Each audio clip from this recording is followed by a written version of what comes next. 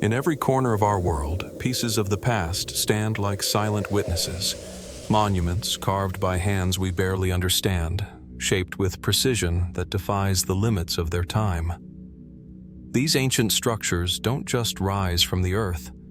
They challenge our assumptions, daring us to question what humanity once knew and what may have been forgotten. From isolated deserts to deep jungle ruins, discoveries emerge that refuse to fit neatly into our timelines or explanations. Who built them? What knowledge guided their creation? And why do so many of their secrets remain sealed in stone? Tonight, we step into the shadows of history and follow the clues left behind.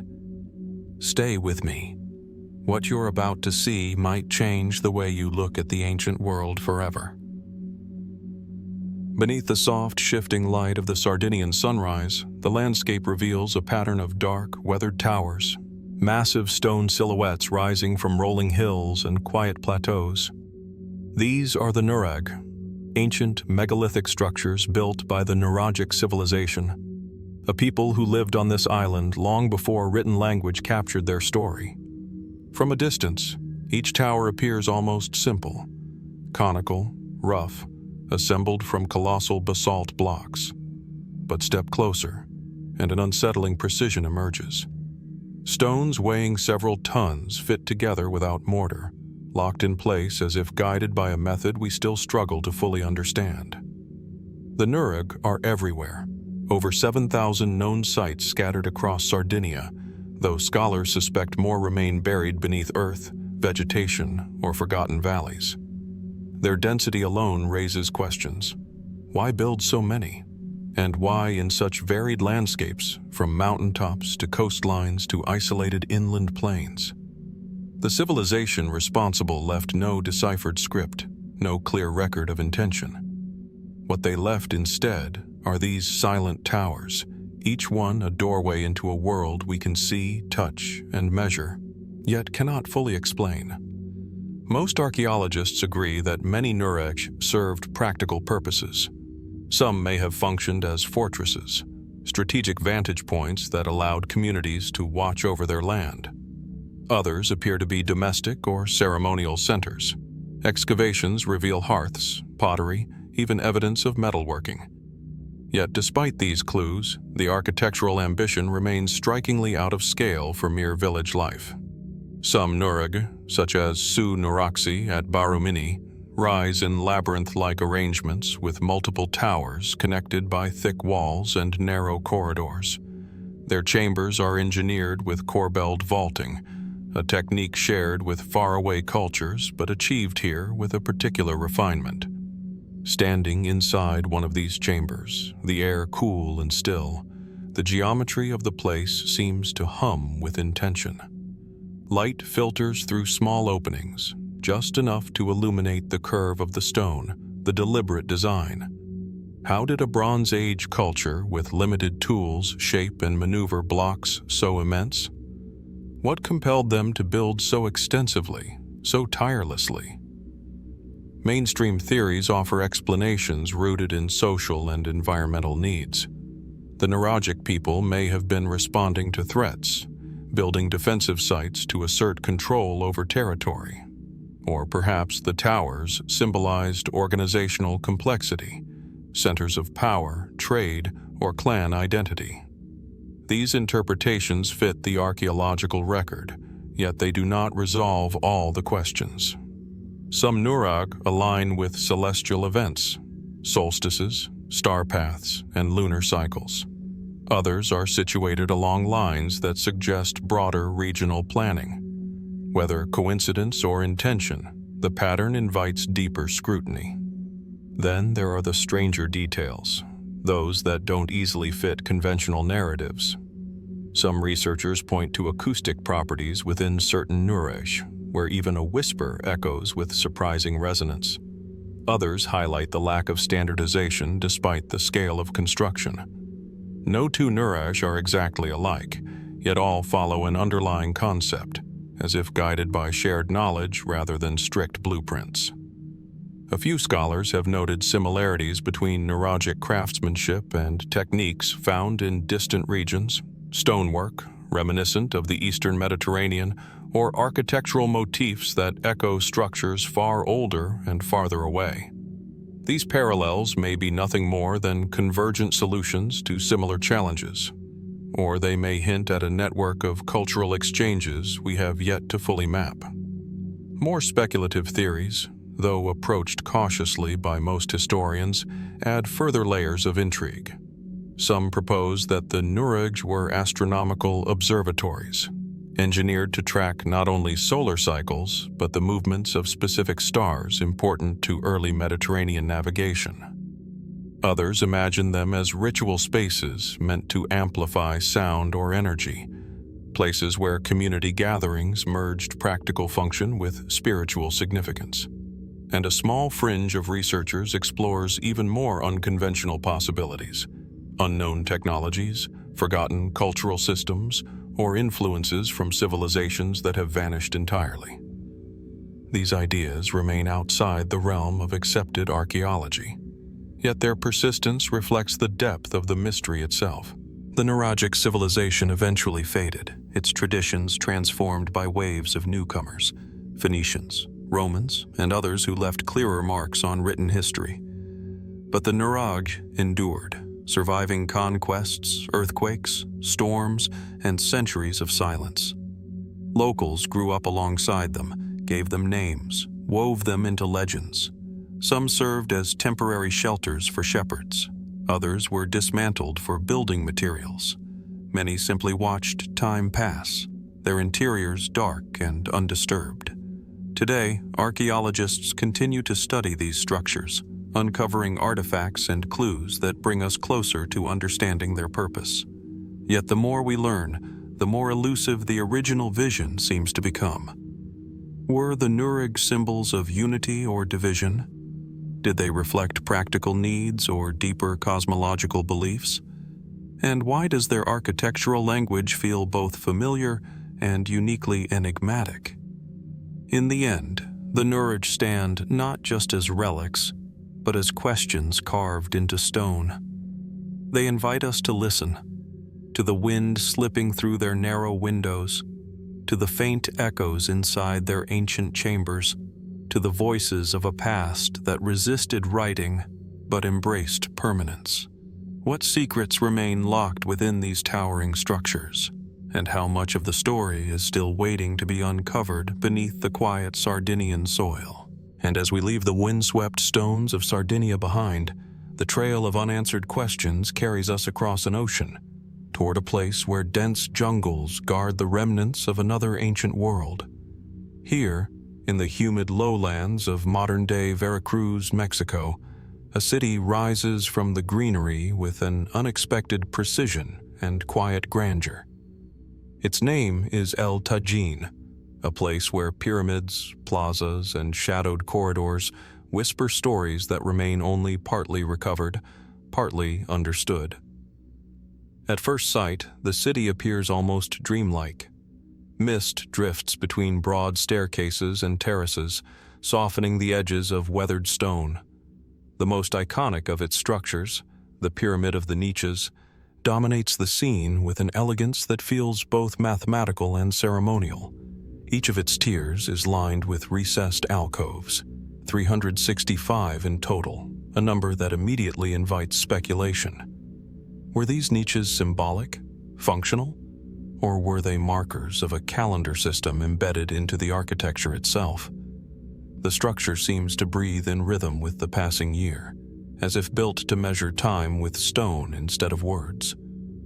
El Tajín flourished between the 9th and 12th centuries, long after the fall of Teotihuacan and before the rise of the Aztec Empire. It was a transitional era filled with shifting cultural identities and exchanges across Mesoamerica. And yet, the art and layout of El Tajín stand apart. Dozens of ball courts, more than in any other known Mesoamerican city, suggest that ritual sport played a central role here, perhaps more than anywhere else. Intricate reliefs carved along the ball court walls depict scenes of ceremony, sacrifice, and cosmic symbolism. Their meanings are partially deciphered, yet much remains uncertain. The city speaks, but its language is fractured. The builders of El Tajín left no written records that survive. Most of what we know has been pieced together from archaeology, stylistic analysis, and careful comparison with neighboring cultures. We understand that the city was a political and ceremonial center. We know it traded and interacted widely. We see evidence of urban planning, craftsmanship, astronomical awareness. And still, the deeper purposes behind many structures remain elusive. For instance, the Pyramid of the Niches displays an architectural sophistication uncommon for its time and region. The symmetry is exacting, the proportions meticulous. Engineers note the clever drainage systems embedded in the site, a sign that water management was well understood. But beyond the practical, the symbolic elements continue to intrigue. Why 365 niches? Why the careful interplay of light and shadow during certain seasons? Did the builders design the pyramid solely as a calendrical monument? Or was it something more? An encoded guide to rituals, agricultural cycles, or cosmological beliefs now lost to time? Mainstream archaeological explanations emphasize El Tajín's role as a ceremonial hub that integrated religion, governance, and astronomy. The city's orientation may reflect solar observations. Its artwork suggests layered spiritual narratives. Its layout indicates a hierarchical society structured around ritual activity. These interpretations rely on evidence and align with what we know of broader Mesoamerican traditions. Yet, as with so many ancient sites, some details resist firm conclusions. Certain reliefs depict figures with unusual attributes, elongated proportions, elaborate headgear, ambiguous gestures. The purpose of the niches remains open to debate, and the sheer concentration of ball courts raises questions. Were these places of competition, diplomacy, initiation? Did the games represent earthly conflict, cosmic struggle, or something else entirely? More speculative theories propose that El Tajín may have served as an astronomical observatory woven into a functional city. According to this idea, sight lines between certain structures align with celestial events. Others suggest that the niches themselves could have held objects, burning torches, symbolic artifacts, or offerings, creating a display that transformed the pyramid into a living calendar during festivals. Further along the fringe, some researchers have explored the possibility that El Tajín was influenced by long-distance cultural contacts, pointing to architectural elements that appear faintly reminiscent of faraway traditions. These comparisons are tenuous, yet their persistence reflects the city's uniquely ambiguous character. A few even entertain more unconventional ideas: energy-focused architecture, ceremonial acoustics designed to amplify chants or music, or knowledge systems that carried scientific insights in symbolic form. Such theories remain unproven, but they highlight the sense of mystery surrounding this ancient metropolis. What is clear is that El Tajín eventually fell silent. By the 13th century, the city was largely abandoned. The reasons remain uncertain. Climate change, conflict, shifting trade networks, or internal decline may all have played a role. The jungle reclaimed the plazas and temples, wrapping roots around stone and burying the city beneath layers of soil and vegetation. For centuries, the site lay hidden, preserved by the very forest that consumed it. Even now, after decades of excavation, significant portions of El Tajín remain unexplored. Dense vegetation covers entire sectors. Submerged structures detected through surveys hint at a city larger than previously imagined. Each season brings new fragments to light: a ceramic shard, a collapsed wall, a glyph-like carving whose meaning escapes translation. With every discovery, the outline of this civilization sharpens, yet the core enigma persists. So what exactly was El Tajín? A ceremonial capital? A cosmic observatory? A cultural crossroads? Or something more complex? Something that doesn't fit neatly into any single interpretation? The answers may rest beneath the forest floor, waiting patiently for the right eyes, the right tools, or the right questions. And as we continue this journey through the world's most perplexing ancient structures, El Tajín stands as a reminder. Some mysteries endure not because they hide the truth, but because the truth itself is layered, shifting, and incomplete. What other secrets lie beneath these stones, still untouched, still waiting for their moment to speak? As the sun dips behind the jagged peaks of the Andes, the wind whispers through the high valleys of northern Peru, carrying with it echoes of a civilization long vanished.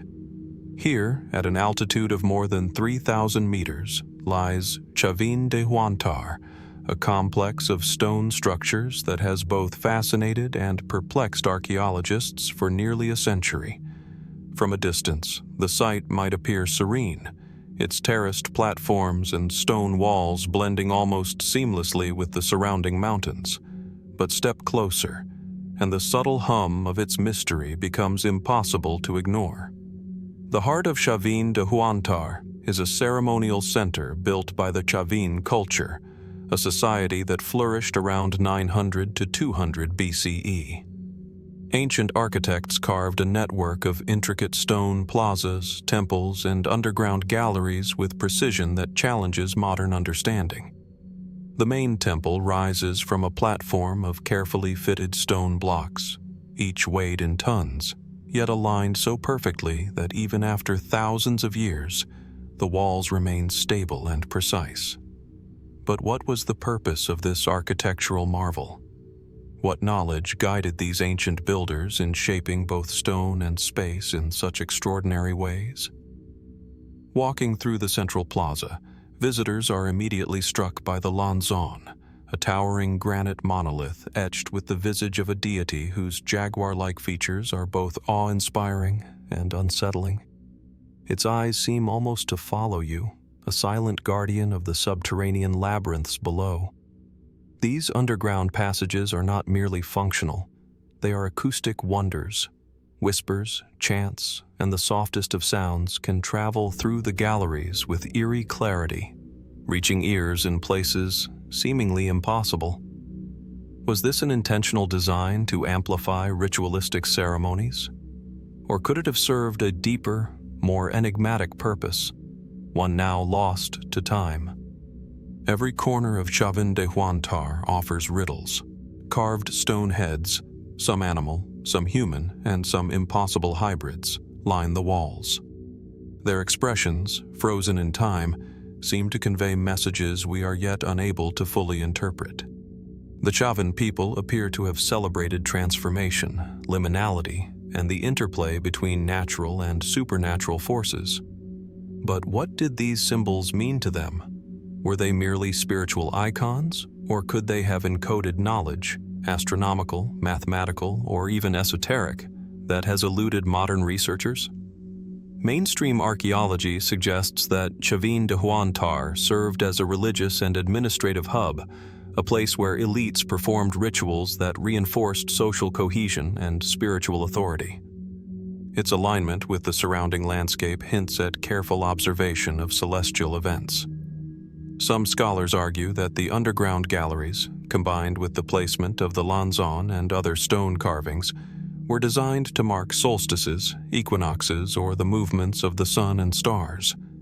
The precision is impressive, and yet, for all the logical explanations, there remain details that defy straightforward interpretation. Consider the Tello obelisk, an intricately carved stone pillar found near the temple. Its reliefs depict a procession of figures, intertwining snakes, and other cryptic imagery that seems almost like a visual language. Scholars debate the meaning of each symbol, yet consensus remains elusive. Could these carvings reflect the Chavín's understanding of the natural world, their cosmology, or something more profound? a consciousness that merged the tangible and intangible in ways we can barely grasp? Some researchers have gone further, exploring the possibility that the Chavín intentionally designed Chavín de Huantar to manipulate perception. The combination of subterranean tunnels, resonant chambers, and carved iconography might have induced altered states of consciousness among participants. Traces of psychoactive plants found in archaeological contexts lend some weight to this idea. Could the Chavín have discovered, through ritual and experimentation, ways to expand human perception? And if so, why has this knowledge vanished so completely, leaving only echoes in stone and shadow? Beyond these speculations, Chavín de Huantar also presents enigmas in construction techniques. The stones, some weighing several tons, were transported from quarries several kilometers away. How did a pre-industrial society move and fit them with such precision? The lack of mortar in many structures raises further questions. How did they achieve such stability, particularly in a region prone to seismic activity? The ingenuity is undeniable, yet it hints at knowledge and methods that remain partially obscured, challenging our assumptions about what ancient cultures were capable of. Even the surrounding landscape seems to conspire with the mystery. Streams converge beneath the ceremonial center, feeding a complex irrigation and drainage system that has preserved the temple from centuries of erosion and flooding. The Chavín appear to have manipulated water not only for practical purposes, but as part of a ritualized experience, turning flowing water into both a literal and symbolic artery of the sacred space. How much of this integration of nature and architecture was practical, and how much was an expression of a worldview that humans today are only beginning to glimpse? And yet, despite decades of study, Chavín de Huantar retains an aura of secrecy. Scholars have proposed theories ranging from the architectural and astronomical to the mystical and psychotropic, but none fully capture the complexity, the subtlety, and the haunting presence that lingers in its stone corridors. The site challenges modern observers to confront the limits of knowledge. How does one quantify spirituality, ritual, and ancient cognition in the language of archaeology? How do we reconcile empirical study with the palpable sense that some truths may be deliberately, and perhaps eternally, obscured? As the daylight fades over the Andes and shadows stretch across the terraces, Chavín de Huantar seems to watch silently, a monument to human ingenuity and mystery.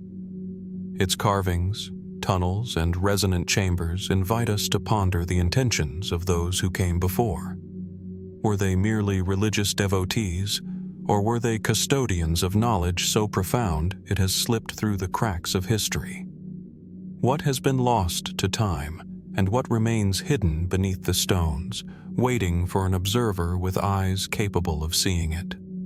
For now, the questions linger. The temple's stones are patient, the tunnels unyielding, and the Lanzon stands eternal, a sentinel of a civilization that mastered stone, sound, and symbol, yet left us only with shadows and whispers. Chavín de Huantar endures not as an answer, but as an invitation to wonder, to question, and to imagine what might still lie undiscovered deep within the Andes. As we leave the misted highlands of Peru and the labyrinthine corridors of Chavín de Huantar behind, our journey takes us northward, across continents, to the sun-scorched banks of the Nile. Here, in the fertile sweep of Upper Egypt, rises one of the best-preserved temples of the ancient world, Edfu Temple, a monumental structure dedicated to Horus, the falcon-headed god. Standing against the backdrop of the flat desert and the wide, slow river, its massive sandstone walls glow in the morning light, carved with hieroglyphs so precise and unbroken that they seem almost contemporary.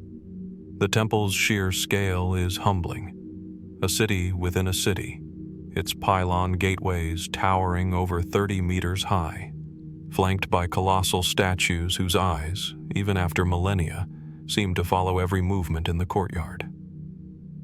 Walking through the massive gateway, one immediately senses the care and intention invested in every stone.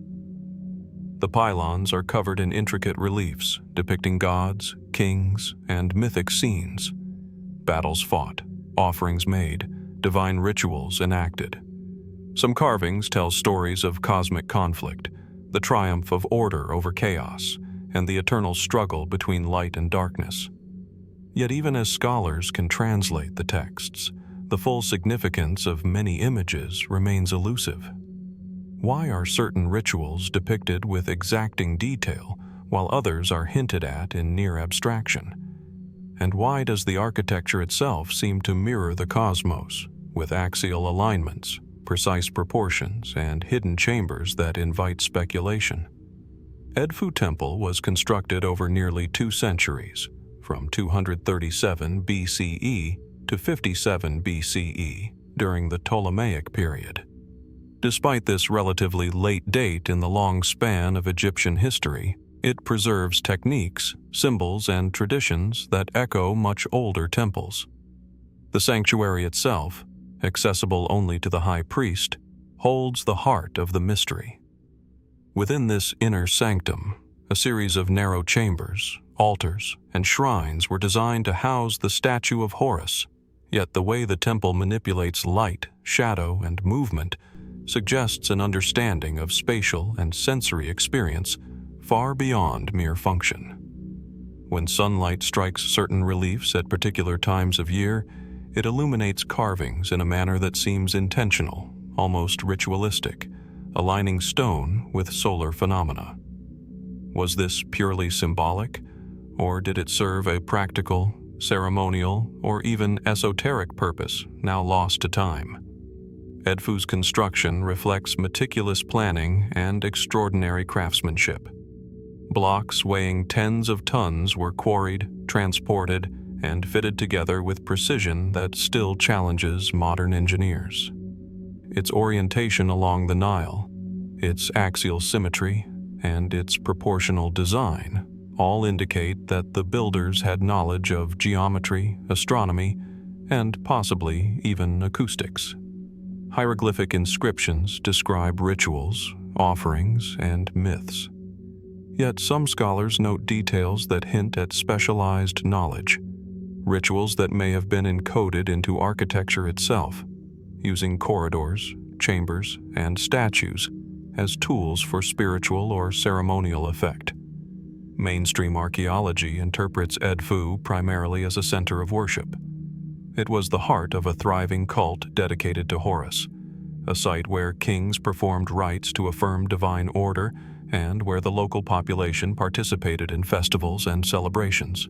The annual Feast of the Beautiful Meeting, in which the statues of Horus and Hathor were ceremonially united, provides insight into the temple's social and religious significance. The precision of the carvings, the scale of the courtyards, and the complexity of the inner sanctum all support the idea of a highly organized and ritualized society.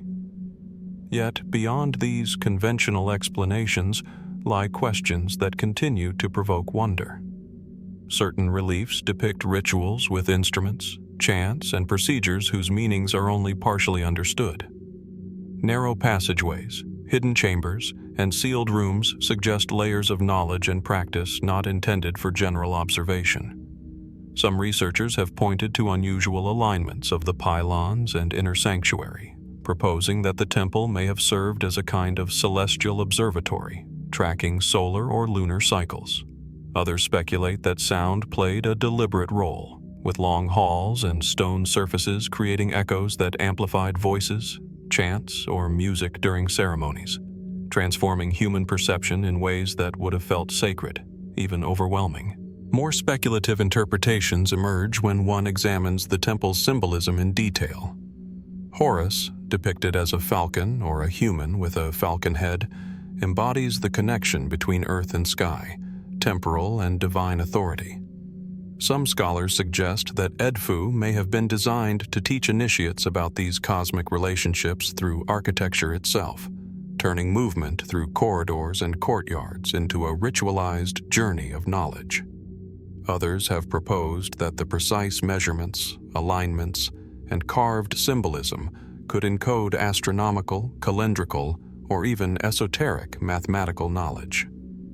While these ideas remain unconfirmed, they underscore the sophistication of a civilization that fused art, engineering, and religion into a single monumental statement. Time has left its mark, yet Edfu remains astonishingly intact.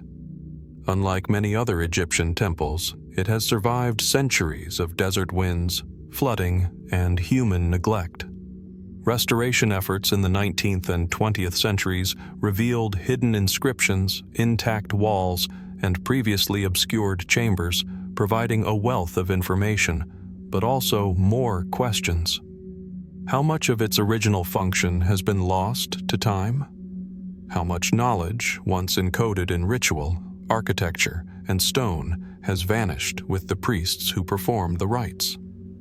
Edfu Temple also raises the enduring question of human ingenuity and purpose. How did a civilization without modern machinery, without our scientific instruments, achieve such architectural perfection, and for reasons we can only partially interpret? How much of what is preserved is symbolic, how much practical, and how much intentionally hidden from casual observation? And what lies still concealed, within chambers yet to be opened, beneath the temple floor, or encoded in reliefs whose meanings elude us? In contemplating Edfu, we are reminded that ancient structures often operate on multiple levels: functional, spiritual, aesthetic, and cosmic. They are records of knowledge, expression, and belief, yet they resist full translation. Edfu's walls speak across millennia, inviting observers to move carefully, look closely, and listen with more than just their ears. Each carving, corridor, and column hints at a story only partially revealed, a civilization that mastered stone, space, and symbolism in ways that continue to astonish.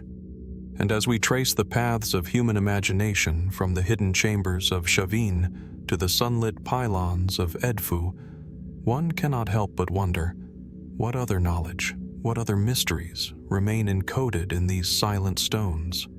How much of the past persists, waiting not only to be discovered, but to challenge our understanding of human potential, ingenuity, and belief? The temple stands before us, monumental yet intimate, a reminder that some secrets endure not for concealment alone, but for the awe and reflection they inspire. As the golden light of dawn spills over the arid Sup Valley in northern coastal Peru, the ruins of Caral emerge from the earth like the ghost of a civilization long forgotten. Broad terraces rise in stepped formations, pyramidal mounds of earth and stone that dominate the flat landscape. Unlike the monumental temples of Egypt or the stone towers of Sardinia, Caral's structures are massive yet understated, their scale speaking of communal effort rather than individual glory. From a distance, the city seems almost serene, quiet in its isolation, as if time itself has chosen to preserve its secrets beneath the windswept plains. Walking among the remnants, the first impression is one of order and intentionality. The largest pyramid, Pyramidi Mayor, rises above the others, flanked by circular plazas and carefully aligned residential sectors. Pathways, walls, and platforms suggest urban planning, yet there is no evidence of fortification. Unlike other civilizations of its era, Caral shows little sign of warfare or defensive structures. What drove this society to such architectural sophistication without the immediate pressures of conflict? Why devote immense labor to constructing ceremonial and civic spaces in a seemingly peaceful context? Caral flourished around 2600 BCE, making it the oldest known city in the Americas. Its people developed a complex society without pottery, without writing, yet with an understanding of mathematics, astronomy, and urban design that challenges assumptions about early civilizations.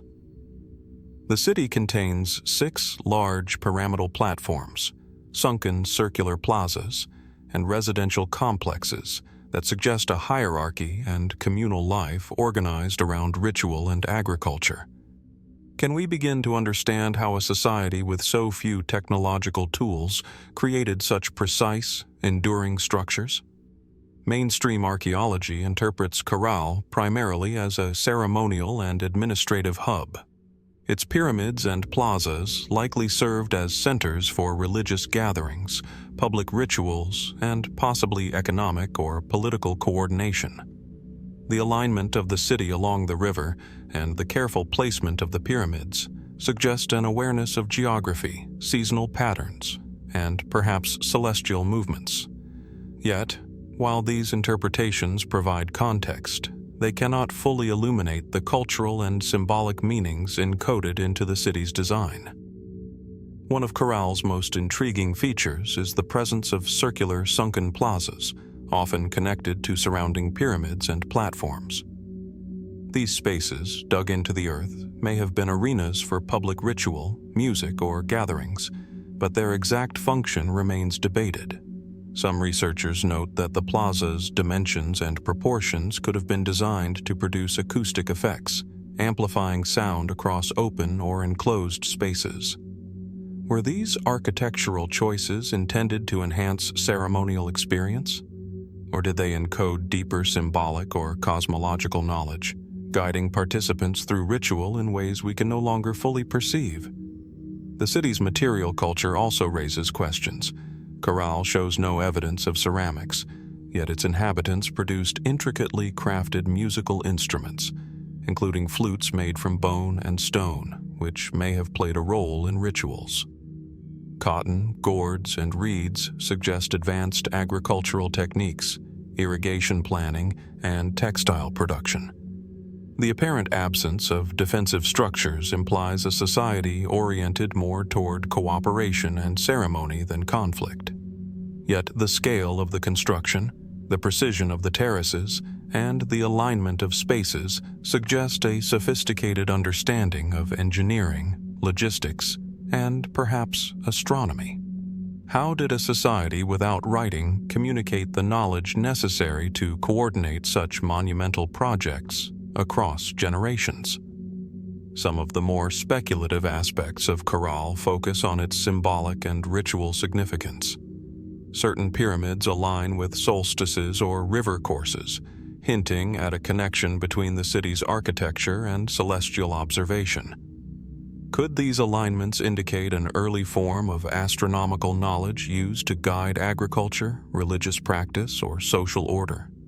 Others propose that the sunken plazas and pyramidal platforms were not only functional but also encoded metaphysical concepts, principles of duality, cosmology, or spiritual ascent, intended to guide participants through stages of ritual and consciousness.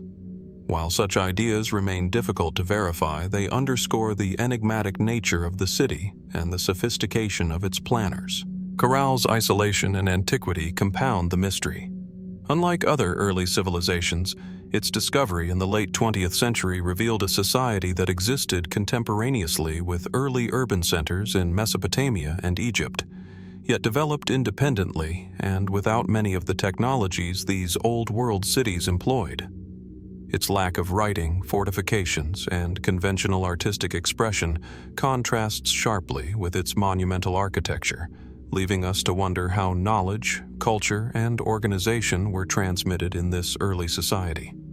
Time has preserved much of Caral, but many questions remain unanswered. How were these massive pyramids constructed using only stone, earth, and basic tools? What precise rituals took place in the sunken plazas and terraced platforms?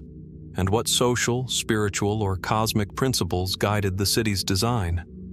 Even the act of discovery has opened new avenues of speculation. Buried layers suggest additional structures, offering the possibility that more secrets lie beneath the surface, hidden from view for millennia. Caral challenges our assumptions about early civilization. It suggests that monumental construction, organized social life, and sophisticated knowledge can arise in environments and circumstances far different from those we traditionally associate with advanced societies. The city stands as a testament to human ingenuity, vision, and the enduring pursuit of order, beauty, and meaning in the landscape. As we trace the stone terraces and sunken plazas, moving from one monumental platform to the next, we are left with a profound sense of both clarity and mystery. The city speaks of human creativity, cooperation, and ritual, yet its full story eludes us, encoded in earth, stone, and silence. What deeper knowledge, what hidden structures, what lost rituals might remain buried in the sands and terraces of Caral? And how much of the human story, our earliest experiments in urban life, organization, and spiritual expression, remains hidden, waiting for those who dare to uncover it? Caral reminds us that some ancient structures are not merely relics to be studied. They are questions, carefully and deliberately built, challenging each generation to seek understanding while preserving the enigma. And as we continue this journey across continents and millennia, the echoes of Caral's plazas, pyramids, and terraces invite us to consider not just what was built, but why, and what might still lie just beneath the surface, waiting to be revealed. As we leave the ancient terraces and pyramids of Caral behind, our journey moves deeper into the Andean highlands, where the mountains rise like jagged sentinels, their peaks shrouded in clouds and mist. Here, perched on a narrow ridge between the Urubamba River and steep cliff faces, lies Machu Picchu, perhaps the most iconic and enigmatic citadel of the ancient Americas. From afar, the city appears suspended in time, its stone structures blending seamlessly with the surrounding peaks and terraces, as though nature itself had conspired with human hands to create a sanctuary beyond reach. The morning sun casts a golden glow over the polished stone walls, illuminating plazas, temples, and staircases that descend toward hidden valleys below, and revealing the astonishing precision with which every block was placed. Approaching Machu Picchu, the first impression is one of astonishing harmony. The structures, residential, ceremonial, and agricultural, fit perfectly into the mountain's contours. Terraces cascade down the slopes, both preventing erosion and creating space for cultivation, yet their proportions and alignment suggest more than practical function. Water channels, fountains, and drainage systems reveal a sophisticated understanding of hydrology. Every aspect of the city seems meticulously planned, from the positioning of the main plaza to the alignment of the Temple of the Sun, whose semicircular walls follow the curve of the mountain and frame the rising sun during solstices. How did the builders, without modern tools, achieve such precision in a location so remote and inaccessible? Machu Picchu is believed to have been constructed in the 15th century under the rule of Pachacuti, the Inca emperor who transformed the Cusco region into the heart of a vast empire. Yet, unlike other Inca cities, Machu Picchu was never discovered by the Spanish conquistadors, remaining hidden from history until its rediscovery in 1911. Its preservation is remarkable, allowing us to walk through plazas, temples, and residential sectors that feel almost alive with the presence of the people who built them. But for all the evidence of daily life and imperial ritual, much remains unexplained. Why was this citadel built in such a remote location, seemingly unreachable except by steep trails? What was its primary purpose? Royal retreat, religious sanctuary, astronomical observatory, or something more complex? Mainstream archaeology interprets Machu Picchu as a combination of royal estate and ceremonial center. Its temples, plazas, and ritual spaces suggest a focus on astronomy and spirituality. The Intihuatana stone, often called the hitching post of the sun, is precisely carved to mark solar positions during solstices, reflecting a sophisticated understanding of celestial cycles. Agricultural terraces indicate careful planning and resource management, supporting both sustenance and ceremonial feasts. Even so, the reasons behind the city's extraordinary placement and the full scope of its symbolic design continue to elude scholars. Some of Machu Picchu's most intriguing mysteries lie in its architectural details. The stonework, especially in sacred buildings like the Temple of the Three Windows, exhibits a precision so exact that not even a blade of grass can be inserted between blocks. Corners are rounded, walls sloped, and stones fitted with extraordinary skill to withstand earthquakes. Could these features represent purely practical engineering, or do they also convey symbolic or ritual significance? Some researchers suggest that the shapes, orientations, and relationships between buildings encode cosmological or spiritual knowledge, transforming the entire city into a functional map of Inca cosmology. The city's location itself raises profound questions. Machu Picchu is perched on a ridge above two converging rivers, strategically shielded yet offering panoramic views in all directions. Certain structures appear aligned with sacred mountains, rivers, and astronomical events. Others, like the Temple of the Sun and the Intihuatana, may have functioned as observatories, marking solstices, equinoxes, or other celestial phenomena. Some scholars even propose that the citadel embodies symbolic pathways for ritual initiation, guiding participants through a physical and spiritual journey from entrance to summit, from mundane to divine. Speculative interpretations expand the intrigue further. Could Machu Picchu have served as a repository of lost knowledge? A place where astronomy, mathematics, and spiritual practice converged in ways we no longer fully understand? Did its builders encode lessons about governance, cosmology, or ritual power into the city's very layout?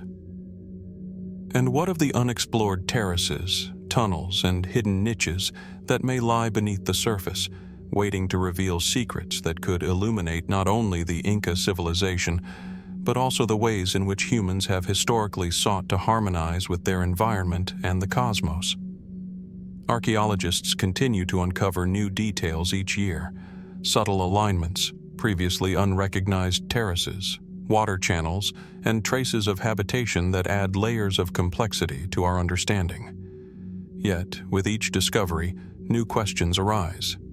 How was labor coordinated to move massive stones along steep slopes without wheels or draft animals? How did Inca engineers achieve such precise alignment with solar and celestial events, particularly in a mountainous, unstable environment? And perhaps most compellingly, what spiritual or symbolic knowledge guided the choices of placement, proportion, and orientation? Knowledge encoded in stone but lost in the centuries since the city's abandonment? Machu Picchu endures as both a marvel of human ingenuity and a monument to mystery. Its terraces, temples, and sunlit plazas invite us to walk in the footsteps of the people who built it, yet their full intentions remain obscured. The city challenges us to reconcile the practical with the symbolic, the earthly with the celestial, and the visible with the hidden. As we move through its stone corridors and gaze across the surrounding peaks, it becomes clear that Machu Picchu was more than a settlement. It was an experience, a deliberate orchestration of space, perception, and meaning, designed to endure both time and imagination. And so, as the mist curls around the terraces and sunlight glances off weathered stone, one is left with a profound sense of awe and curiosity. What other knowledge lies embedded in its walls, terraces, and sacred stones? What rituals, observations, and insights have faded with the centuries? Machu Picchu stands not only as a testament to the Incas' ingenuity, but also as a reminder that some ancient structures are designed to provoke wonder, to challenge understanding, and to preserve their mysteries, quietly waiting for those who seek to uncover them. As the mist lifts from the Andean peaks and the stones of Machu Picchu fade behind us, our journey leads us across the Americas to the vast river valleys of the north. Here, in the fertile plains near the confluence of the Mississippi and Missouri rivers, lies Cahokia Mounds, once the heart of a sprawling pre-Columbian civilization. From a distance, the site appears deceptively simple, rolling earthworks rising from the landscape, their smooth slopes and expansive terraces stretching toward the horizon. Yet these mounds, shaped from millions of cubic feet of soil, hold secrets that continue to intrigue archaeologists, historians, and visitors alike. Unlike the stone cities of Peru or Egypt, Cahokia's legacy is crafted from earth, shaped with remarkable precision and vision, leaving us to wonder how and why these massive structures were conceived. Approaching the site, the scale becomes apparent. Monk's Mound, the largest of the Cahokia structures, dominates the horizon, its 4 terraces rising nearly 30 meters above the surrounding floodplain. From its summit, one can imagine a commanding view of a once thriving city, streets, plazas, and smaller mounds radiating outward in a pattern that hints at careful planning. Scholars estimate that at its peak, around 1050 to 1200 CE, Cahokia may have supported a population of 10,000 to 20,000 people, making it the largest urban center north of Mexico at the time. Yet, despite its scale, much of Cahokia's purpose remains veiled, and the stories of its builders are largely silent, carried only through the earth they molded. Cahokia's mounds served multiple purposes. Some were platforms for temples or elite residences, others ceremonial spaces, and some possibly burial sites. The alignment of the mounds suggests astronomical considerations. Certain mounds mark solstices or equinoxes, echoing patterns seen in ancient civilizations across the globe. Did the builders encode celestial knowledge into the landscape itself, guiding agricultural, ritual, or social activities? Or were these alignments symbolic, designed to link the city and its people to the cycles of the sun and moon, anchoring their society in cosmic order? The sheer labor required to build Cahokia is staggering.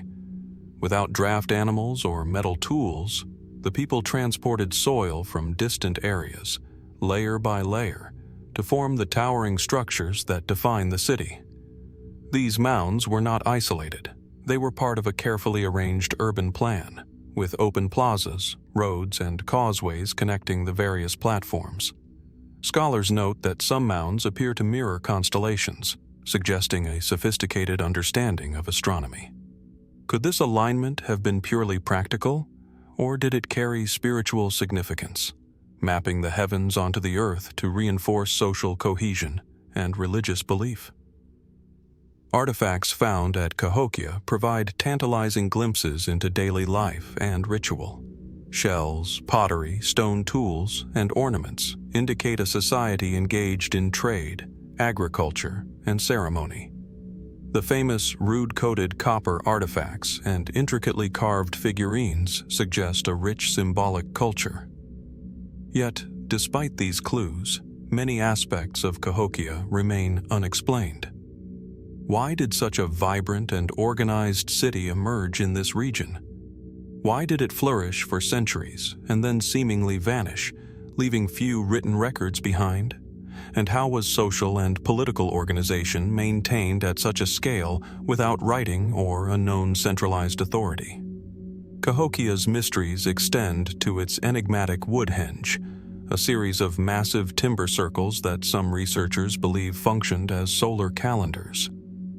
These circles align with the solstices, hinting that the city's leaders may have used them to regulate agricultural cycles or ritual ceremonies. Yet, we cannot be certain. Were these posts purely functional, ceremonial, symbolic, or perhaps all three at once? The repeated presence of geometric patterns in mound arrangements and plazas further deepens the intrigue. Did these patterns reflect practical organization, religious ideology, or some lost knowledge encoded into the city's design? The decline of Cahokia adds another layer of complexity. By the 13th century, many mounds show evidence of abandonment, yet the reasons remain uncertain. Environmental changes, flooding, resource depletion, social upheaval, or conflict may have contributed, but the rapidity and extent of the decline raise questions. Did the city's fall result from internal dynamics, external pressures, or a combination of factors beyond our current understanding? And what happened to its people, whose descendants may still carry traces of Cahokia's culture and knowledge? Speculative interpretations, approached cautiously, expand the possibilities. Some researchers suggest that Cahokia may have functioned as a ceremonial and cosmological hub, encoding knowledge of the seasons, the stars, and the cycles of life and death into its very architecture. Others note parallels with mound-building cultures across North and Central America, raising questions about cultural transmission, trade, and shared knowledge long before European contact. Could Cahokia have been part of a broader network of societies connected by ritual, commerce, or celestial observation? And if so, what has been lost to time, and what might remain hidden beneath unexcavated mounds? Walking across the flattened terraces and ascending the ramps of Monk's Mound, one is struck by the precision, labor, and vision required to shape such a city from earth alone. Each mound, plaza, and avenue reflects intention, yet many of the choices made by Cahokia's builders defy easy explanation. The city's integration with the surrounding landscape, its alignment with celestial events, and the sophisticated engineering of its platforms speak to knowledge, skill, and cultural sophistication that continue to challenge modern understanding. Cahokia Mounds, like the other ancient sites we have explored, reminds us that human ingenuity transcends tools, technology, and written records. It invites contemplation, curiosity, and respect for societies whose ideas and achievements have endured in ways both visible and hidden. What knowledge, rituals, and cultural insights lie buried beneath the soil of Cahokia? How did its people perceive their world, their gods, and their place in the cosmos? And what fragments of human history remain waiting to be uncovered, preserved not in stone or script, but in the very earth itself? The mounds rise silently above the river plains, monuments not only to the labor of past generations, but to the mysteries that continue to inspire wonder. They challenge us to look beyond what is obvious, to consider human creativity in its broadest sense, and to acknowledge that some questions, like the precise purpose, symbolism, and knowledge embedded in Cahokia, may remain intentionally unresolved, urging each new generation to explore, reflect, and imagine. As the river valleys and plains of North America recede behind us, and the earthworks of Cahokia fade from memory, our journey turns across the Atlantic to the jagged slopes of Mount Parnassus in central Greece. Here, shrouded for centuries in clouds and the whispers of myth, lies the Temple of Apollo at Delphi, once considered the center of the ancient world, the omphalos, the navel of all that was known to the Greeks. From afar, the ruins cling to the mountainside, the columns of the temple rising above terraced paths and scattered remnants of stone. The surrounding valley, deep and verdant, seems to draw the eye inward, guiding pilgrims and visitors alike toward a place that promised both insight and mystery. Approaching Delphi, the first sensation is one of verticality and scale. The sanctuary is built upon steep terraces, each carefully leveled, with stairways and retaining walls carved from the mountain itself. The Temple of Apollo dominates the landscape, its Doric columns aligned with precision, its foundation laid to endure both time and seismic activity. Even in ruin, the temple exudes authority. Visitors can almost imagine the echo of chanting priests, the murmur of pilgrims, and the ritual tension of those seeking the guidance of the Pythia, the oracle whose prophecies shaped the course of history. Yet despite the temple's prominence in myth and ritual, many questions about its design, purpose, and power remain unresolved. The temple as we see it today dates primarily to the 4th century BCE, though earlier iterations of the sanctuary were constructed centuries before. Delphi's origins stretch back into the Bronze Age, and the site was revered for its mystical properties long before the classical temple was built. The Pythia, seated above a fissure in the earth from which intoxicating vapors may have risen, delivered cryptic prophecies that were interpreted by priests. Scholars debate the precise nature of these vapors and their role in the oracle's visions, yet ancient accounts attest to their profound effect on individuals and states alike. How could a single location wield such influence, drawing envoys, kings, and citizens from across the Mediterranean to seek guidance in matters of war, diplomacy, and destiny? Mainstream archaeology emphasizes Delphi's religious and political significance. The sanctuary of Apollo was not merely a temple, but a pan-Hellenic center where city-states competed for prestige through dedications, treasuries, and monuments. The site is carefully aligned along the slope of Mount Parnassus, overlooking the valley below, with paths and terraces that seem to direct both movement and sight toward the temple's inner sanctum. Inscriptions and votive offerings scattered throughout the sanctuary provide evidence of wealth, ritual, and devotion. Yet even with these tangible records, the essence of Delphi, the source of its aura and its enduring power, remains elusive. Architecturally, the temple exhibits precision and symbolism that continue to provoke inquiry. The Doric columns, fluted and proportioned according to classical ideals, support a structure that seems both balanced and monumental. Yet scholars note subtle anomalies: the curvature of the stylobate, the slight inward tilt of the columns, and other refinements designed to correct optical illusions, or perhaps to imbue the building with a sense of harmony and resonance. Did these features serve purely aesthetic or practical purposes, or were they intended to enhance spiritual experience, guiding perception toward the divine? The careful siting of the temple above subterranean fissures, aligned with the surrounding peaks and valleys, suggests a deliberate integration of natural and constructed elements that may have amplified its mystical qualities. Beyond architecture, Delphi's mysteries extend to the rituals themselves.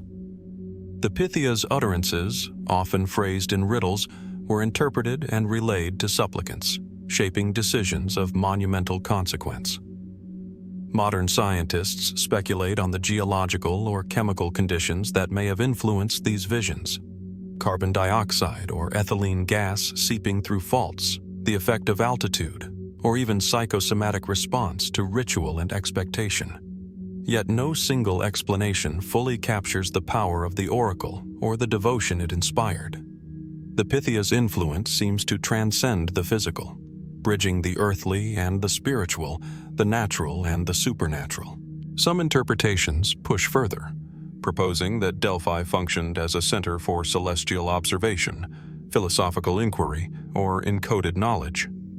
The alignment of the temple and adjacent treasuries may correspond to solstices or stellar phenomena. Certain carvings and inscriptions hint at symbolic systems, numerical, geometric, and cosmological, that remain only partially understood. Could the sanctuary have served as a kind of ancient laboratory for observing the world, blending ritual, astronomy, and human perception into a single powerful experience? And if so, what knowledge, now obscured, was encoded in its stones and its sacred fissures? Time has not erased Delphi's mystery.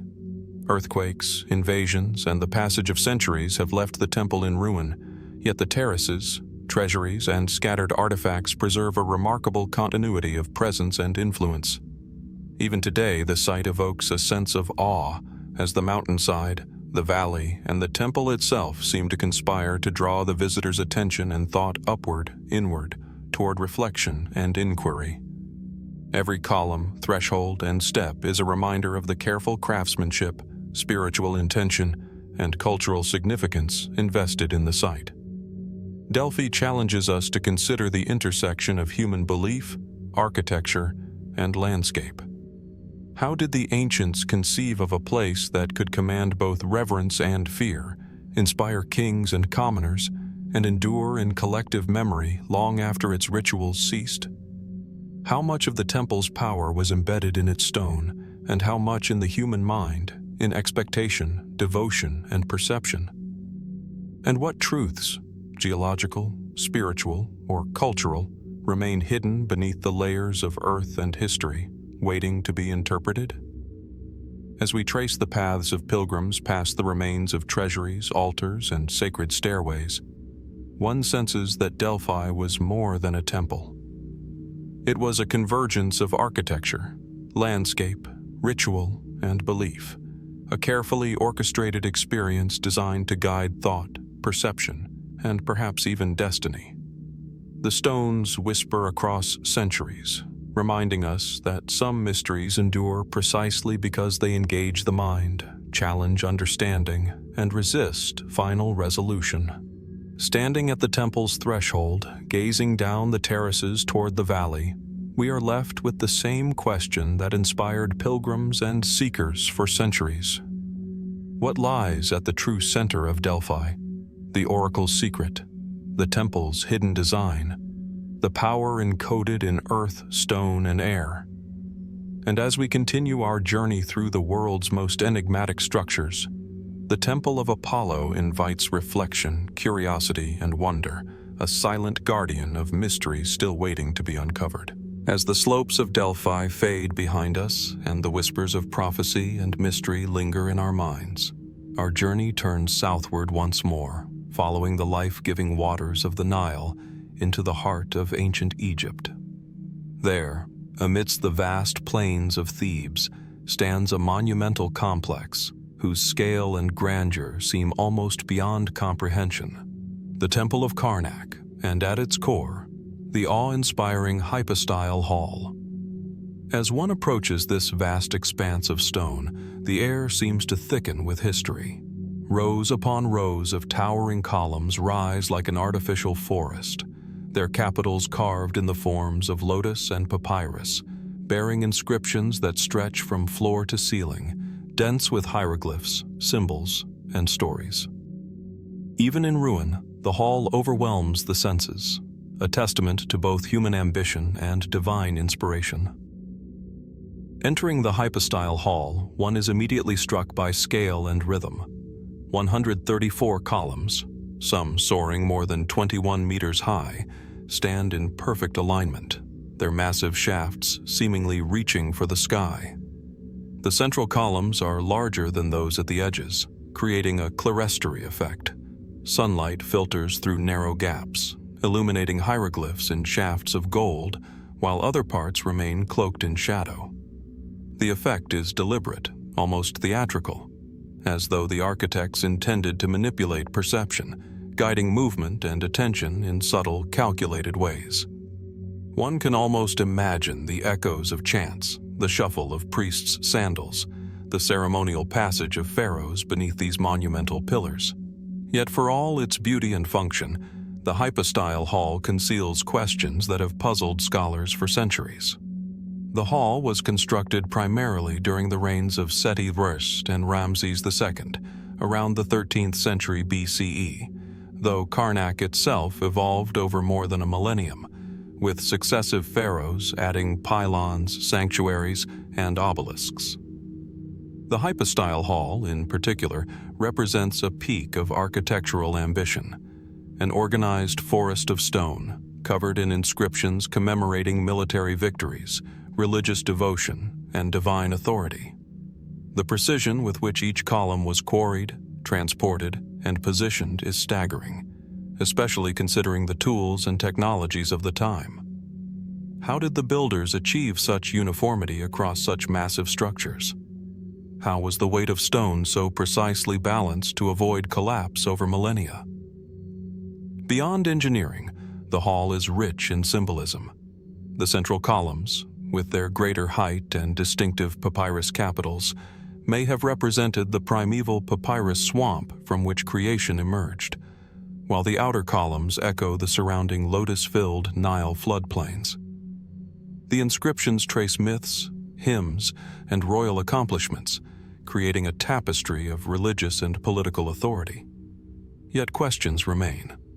Why did the architects choose this forest of columns rather than an open hall? Was it purely ceremonial, a way to impress and intimidate, or did it also hold deeper, possibly mystical purposes? Some researchers suggest that the hall's design amplified sound, turning chants and music into resonant vibrations that could be felt as well as heard, heightening ritual experience. Could the Hypostyle hall have functioned as both a temple and a sound chamber, a place where architecture, acoustics, and spirituality converged? Mainstream scholarship emphasizes the Hypostyle hall as a ceremonial and commemorative space, part of a larger complex devoted to Amun-Ra, the chief deity of Thebes. Its inscriptions, reliefs, and carvings document the pharaoh's devotion, linking their earthly power to divine sanction. The hall's axial alignment, in line with the temple's primary sanctuaries and the Nile, suggests careful attention to both geography and solar cycles, reflecting a culture where architecture, ritual, and cosmic order were inseparable. Yet, for all the evidence of intention and symbolism, some aspects of the hall remain puzzling. Certain inscriptions appear enigmatic, ambiguous, or repeated in ways that suggest meaning beyond the literal. Some reliefs depict figures, animals, and celestial motifs whose full significance continues to elude modern interpretation. Speculative interpretations deepen the mystery. Some researchers propose that the hall's sheer volume and configuration could have created acoustic phenomena, resonating with chants, instruments, or even vocal tones in ways that transformed human perception. Others explore numerological or astronomical aspects, suggesting that proportions, spacing, and alignments may encode information about celestial cycles or sacred geometry. Still others consider symbolic pathways. The central nave might have represented a spiritual journey, guiding initiates or priests through stages of ritual and enlightenment, each step marked by inscriptions and iconography. While evidence for such theories is circumstantial, they underscore the hall's layered complexity, its capacity to convey meaning on multiple levels simultaneously, blending function, symbolism, and sensory experience. Time and the elements have not erased the Hypostyle hall, though centuries of weathering, earthquakes, and human activity have left their marks. Restoration and excavation reveal the ingenuity of ancient techniques: precisely cut stone, interlocking blocks, and foundations laid to resist the shifting Nile silt. Yet, even as we uncover more, mysteries persist. How much knowledge, ritual, astronomical, spiritual, was encoded in the hall's orientation, inscriptions, and acoustics, only fully accessible to those trained within the temple's precincts? What ceremonial or practical purposes remain invisible to modern eyes, lost in the passage of centuries? Walking among the colossal columns, one senses both intimacy and grandeur. The hall feels alive. Sunlight dances across hieroglyphs, shadows shift with the hour, and the stones themselves seem to hum with memory. Each column, carved with devotion and precision, carries stories of kings, gods, and civilizations long gone, yet also conceals questions that challenge our understanding of ancient capability, intention, and vision. The Hypostyle hall is a space where art, religion, engineering, and perhaps even acoustic science converge. A monument to human ingenuity that continues to inspire awe and curiosity. As we trace the patterns of light and shadow, the carved narratives of pharaohs and deities, and the monumental columns that soar above, we are reminded that the Hypostyle hall is more than a building. It is a testament to human imagination, a canvas of faith and power, and a puzzle still partially unsolved. What secrets lie encoded in its stones, hidden in its acoustics, or buried beneath its foundations? How did ancient builders conceive such a vast, precise, and symbolically layered space? And what dimensions of knowledge or ritual have been lost to time? Standing in the midst of this vast forest of stone, we are left with a profound sense of both comprehension and wonder. The Hypostyle Hall of Karnak challenges us to think beyond the visible, to consider the union of architecture, spirituality, and human perception, and to acknowledge that some mysteries endure not for concealment alone, but for the reflection and curiosity they inspire. As the towering columns of Karnak recede into memory, and the echoes of pharaohs and priests fade from our minds, our journey carries us across oceans and centuries to the highlands of central Mexico. Here, in a broad valley framed by distant volcanic peaks, lies Teotihuacan, a sprawling city of stone and mystery, whose origins and purpose continue to perplex scholars and visitors alike. From the air, the city unfolds with geometric precision. Wide avenues cutting through grids of residential compounds, monumental pyramids rising above plazas, and temples aligned with striking regularity, as if the entire landscape had been designed with both practical and cosmic intent. Even now, centuries after its abandonment, Teotihuacan exudes a quiet authority, a presence that feels both deliberate and unknowable. Approaching the Avenue of the Dead, the main axis of the city, one senses the scale and ambition of the builders. At its northern end, the Pyramid of the Moon rises against the backdrop of Cerro Gordo, its terraced form echoing the contours of the mountain behind it. To the south, the Pyramid of the Sun, immense and imposing, dominates the horizon. Its base stretches over 225 meters, dwarfing even many Old World monuments, yet its construction demonstrates careful planning and alignment with celestial phenomena. Between these pyramids, plazas, temples, and residential compounds form a cityscape whose order and scale suggest central authority, yet the identity and governance of Teotihuacan's rulers remain unknown. Who envisioned this city, and what forces, political, spiritual, or otherwise, shaped its extraordinary design?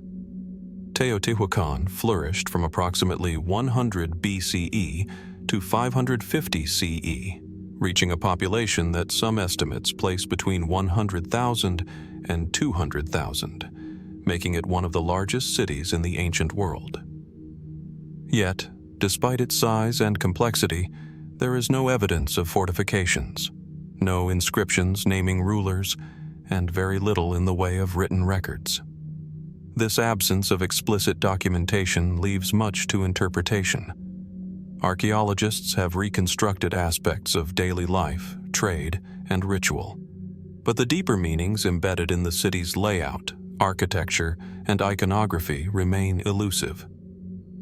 Why construct such a precise urban plan without leaving a clear record of who built it and why?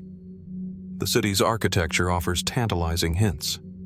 The pyramids, plazas, and platforms are oriented with remarkable regularity, aligned slightly east of north, which some researchers suggest corresponds to astronomical events such as the rising of certain stars or constellations. Could these alignments reflect a sophisticated understanding of celestial cycles intended to guide agricultural, ritual, or political activity? Or do they encode symbolic meaning, linking the city, its inhabitants, and the gods in a spatial cosmology? Even the placement of smaller residential compounds and neighborhoods suggests a carefully orchestrated social structure, yet the logic behind this organization remains partially obscured. Mainstream scholarship interprets Teotihuacan as a religious, political, and economic hub. The city's monumental structures likely served ceremonial purposes, with plazas hosting gatherings, festivals, and ritual observances. The residential compounds reveal signs of complex social organization, with evidence of craft production, trade networks, and hierarchical access to resources. Murals and artifacts depicting gods, celestial phenomena, and ritualized scenes provide clues to belief systems, yet the symbolic language of these images remains largely undeciphered. The lack of written names or explicit dynastic records challenges our understanding of governance and power. How did the city function so efficiently at such scale without leaving textual proof of its rulers? Teotihuacan's mysteries extend to its ritual and symbolic architecture. The Pyramid of the Sun, for example, sits atop a natural cave system, possibly serving as a conduit to the underworld in religious ritual. Excavations suggest that the pyramid was built in phases, its orientation carefully adjusted, perhaps to align with the path of the sun, or to synchronize with the lunar cycle. The Pyramid of the Moon frames the northern end of the Avenue of the Dead, its terraces mirroring the shape of the Cerro Gordo behind it, hinting at a deliberate integration of natural and constructed landscapes. Were these pyramids merely ceremonial platforms, or did they encode a cosmological map, guiding priests and initiates through a symbolic journey of the cosmos? Speculative theories abound. Some researchers suggest that the city's layout, monumental architecture, and mural iconography may encode astronomical, calendrical, or mathematical knowledge. Others explore the possibility of hidden chambers beneath the pyramids, undiscovered artifacts, or symbolic alignments that may reveal lost aspects of ritual practice. The discovery of tunnels beneath the Pyramid of the Sun has only deepened the intrigue, revealing offerings and architectural modifications that suggest both sacred function and extraordinary planning.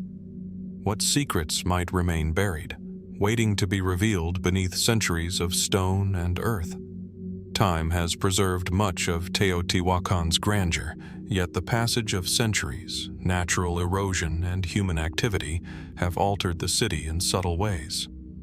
Even so, walking its avenues, ascending its pyramids, and tracing the edges of its plazas, one is struck by the vision, precision, and intent behind the urban landscape.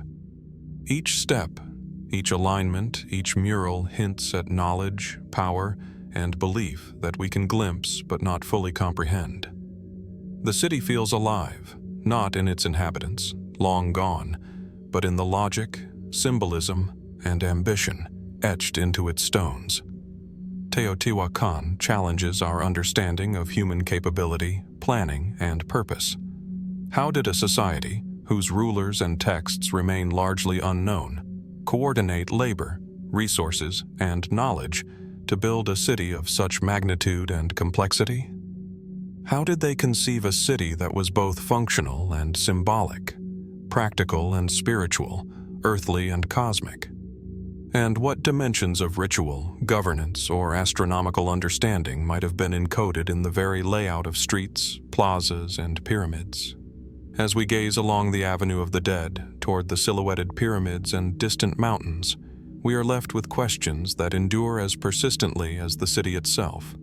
What truths about Teotihuacan remain hidden beneath its stone terraces, within its murals, or lost to history altogether?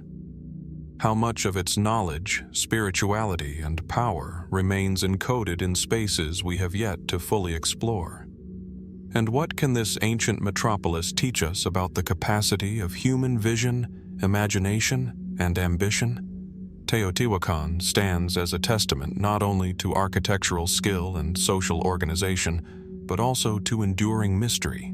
It invites reflection, awe, and curiosity, reminding us that some ancient structures are designed to provoke wonder, to encode knowledge in ways that resist full comprehension, and to preserve their secrets across millennia, awaiting those who will seek them out.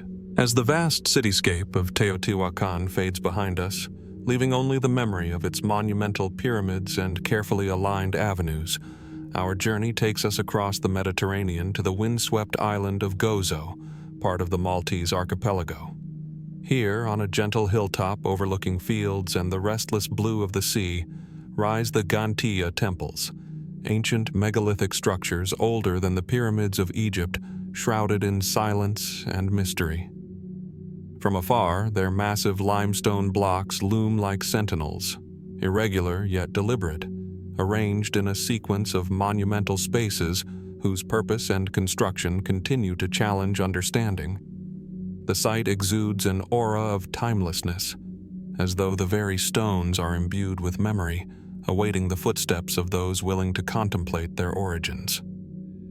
Walking among the Ggantija Temples, the first impression is one of scale and permanence. The upright megaliths, some weighing over 50 tons, are carefully positioned to form two elongated, roughly oval structures, separated by a central courtyard. Their sheer size and the precision with which they were set speaks of extraordinary human effort and ingenuity. Yet, these prehistoric builders left no written record, no inscriptions, no clear account of their intentions. How did Neolithic people, without metal tools or beasts of burden, transport and erect stones of such immense weight?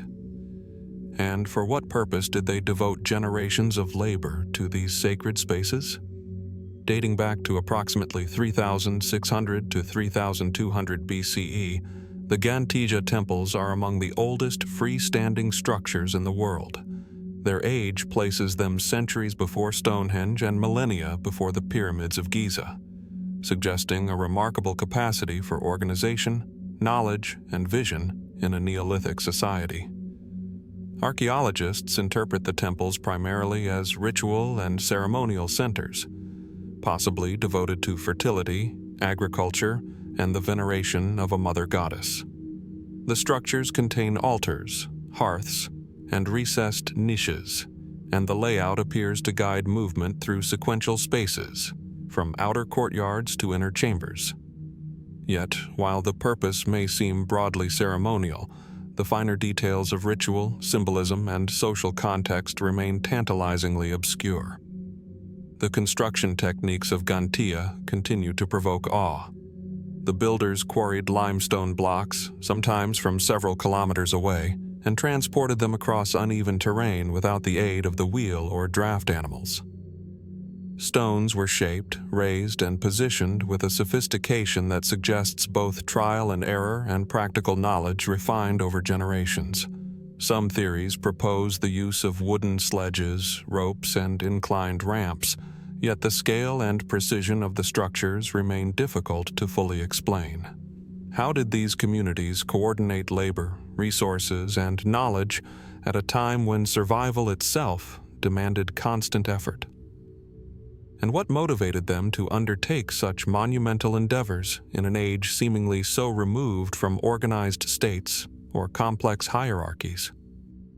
Mainstream interpretations emphasize the temple's likely ceremonial and spiritual functions. The interiors, with carefully arranged altars and stone benches, suggest rites conducted within both private and communal contexts. The alignment of the temples may have corresponded to celestial events, seasonal cycles, or agricultural rhythms, reinforcing their role as centers of observation and ritual. Some researchers note that the spatial divisions and orientation might reflect symbolic dualities, life and death, male and female, sky and earth, though the precise meanings are impossible to reconstruct with certainty. Could the arrangement of stones themselves have conveyed encoded cosmological knowledge, guiding ritual action and social cohesion in ways that are no longer legible to us? Speculative interpretations deepen the intrigue. Some suggest that the Ggantija Temples were intentionally aligned to mark solstices or other astronomical phenomena, turning the structures into observatories as well as ritual spaces. Others proposed that the sheer size and mass of the stones could have created acoustic effects within chambers and courtyards, enhancing chants or ceremonies in ways that manipulated perception and consciousness. The twin temples, built in close proximity, also raise questions about social or religious dynamics. Did they serve distinct functions for different groups, or were they part of a broader symbolic schema reflecting dualities inherent in Neolithic belief systems? Artifacts found at the site, including figurines, pottery, and tools, offer further hints but few definitive answers. Many figurines appear to emphasize fertility, suggesting a connection to cycles of life, agriculture, and human reproduction. Yet other symbols remain enigmatic. Abstract carvings, geometric patterns, and recessed niches hint at a symbolic sophistication that challenges assumptions about Neolithic cognition. Did the builders encode knowledge about the natural world, cosmology, or social organization into these structures? And if so, how much of that knowledge has been lost to time, preserved only in the silent stones themselves? The island setting of Ggantija adds another layer of mystery. Isolated, yet connected to wider Neolithic trade networks, the temples suggest that even remote communities could mobilize significant resources and knowledge to create monumental architecture. Their location on a hilltop overlooking the surrounding landscape imbues them with visibility, presence, and perhaps a sense of sacred authority. Were they intended to dominate the environment, to guide travelers, or to serve as a spiritual focal point for dispersed populations? Or did the temple's location hold deeper cosmological or ritual significance, marking thresholds between earth, sky, and the unseen? Time has weathered the Ggantija Temples, yet their essence endures. The stones, worn smooth by wind and rain, still stand as a testament to human vision, labor, and devotion. Each upright block, each carefully shaped passage, is a fragment of a story we can only partially reconstruct, a whisper of belief and ingenuity stretching back over 5,500 years.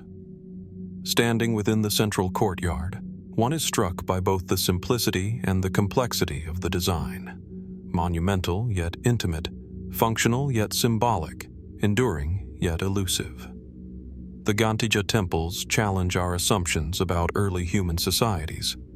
How could a small, prehistoric community achieve such monumental architectural feats? What knowledge, technical, symbolic, or spiritual, guided their hands as they moved and raised stones that now stand across millennia? And what might remain hidden in the surrounding landscape or within the structures themselves, waiting to reveal further insights into a culture that conceived, built, and revered these temples without leaving a single written word? As we gaze across the hilltops of Gozo, at these silent sentinels of stone, the questions multiply. What inspired such devotion to construction? How did these people see themselves in relation to the cosmos, to the land, and to one another? And what truths about human ingenuity, ritual, and belief lie quietly encoded in the stones of Ggantija, awaiting rediscovery? The temples stand as both monument and mystery, inviting reflection, contemplation, and the realization that some of humanity's earliest architectural achievements remain enigmas, bridging the gap between history, imagination, and wonder. As the sun sets behind the megaliths of Ggantija, leaving their ancient silhouettes etched against the Maltese sky, our journey turns eastward, across deserts and plains to the heart of the Iranian plateau. Here, amidst the windswept plains of Khuzestan, rises the Chogha Zanbil Ziggurat, a monumental relic of a civilization long vanished, yet leaving behind a testament to ambition, devotion, and architectural ingenuity. From a distance, its terraced form dominates the flat landscape, a massive structure of mud brick and baked clay that seems to grow organically from the earth itself. Its stepped pyramidal shape, rising with austere precision, invites both awe and contemplation, suggesting a place designed to bridge the mortal and the divine. Approaching Chogha Zanbil, the scale becomes immediately apparent. The ziggurat rises over 50 feet, its terraces stacked like enormous layers of a sacred cake, each level smaller than the one below, forming a stepped ascent toward the heavens.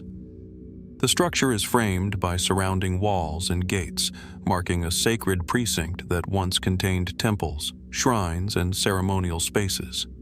Despite the ravages of time, the central ziggurat retains a sense of power and presence, as though the builders intended it to be seen from miles across the plain. Its monumental form conveys authority and spiritual significance, yet its full purpose remains partially obscured, shrouded in both time and the mysteries of the Elamite civilization that created it. Constructed around 1250 BCE by the Elamite king Untitlenaparisha, Chogha Zanbil was dedicated to the god Inshushinak, a deity central to the Elamite pantheon. The site is one of the few surviving ziggurats outside Mesopotamia, and it demonstrates a remarkable understanding of both construction and ceremonial planning. The Elamites built the ziggurat from mud bricks, faced with fired bricks inscribed with cuneiform, a combination that ensured both durability and symbolic permanence. Yet the techniques they employed, quarrying, transporting, and precisely stacking massive quantities of bricks in a seismic region, remain a topic of fascination. How did they organize labor, manage materials, and maintain alignment on such a grand scale without the mechanical aids available to later civilizations? The architecture itself hints at deeper layers of meaning.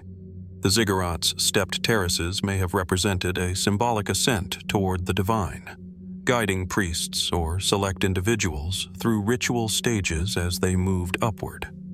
Surrounding temples, courtyards, and auxiliary structures indicate a complex ceremonial life, one integrated with the cosmology and governance of the city.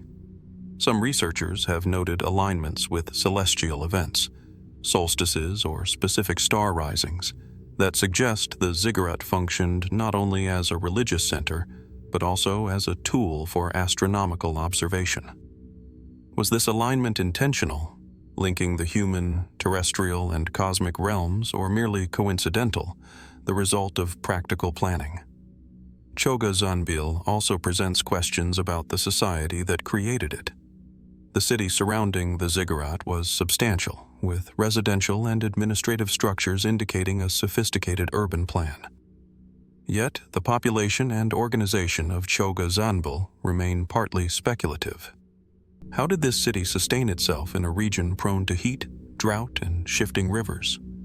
What social, religious, or political mechanisms allowed such coordinated construction and sustained occupation? And why, after flourishing for only a few centuries, was the city eventually abandoned, leaving the ziggurat to stand silently amid the plains? Artifacts discovered within the precinct provide tantalizing clues.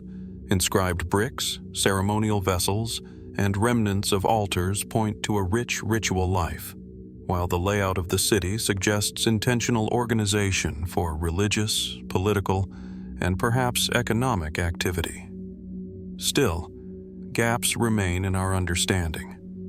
For instance, the precise nature of the rituals performed atop the ziggurat, the role of elite figures in these ceremonies, and the full significance of the inscriptions continue to elude definitive interpretation. Could there be symbolic or metaphysical knowledge encoded in the structure itself, lost to time but preserved in the spatial and material design? Speculative theories invite further contemplation. Some suggest that the ziggurat's proportions and orientation may encode astronomical or calendrical information, linking sacred ritual with celestial observation.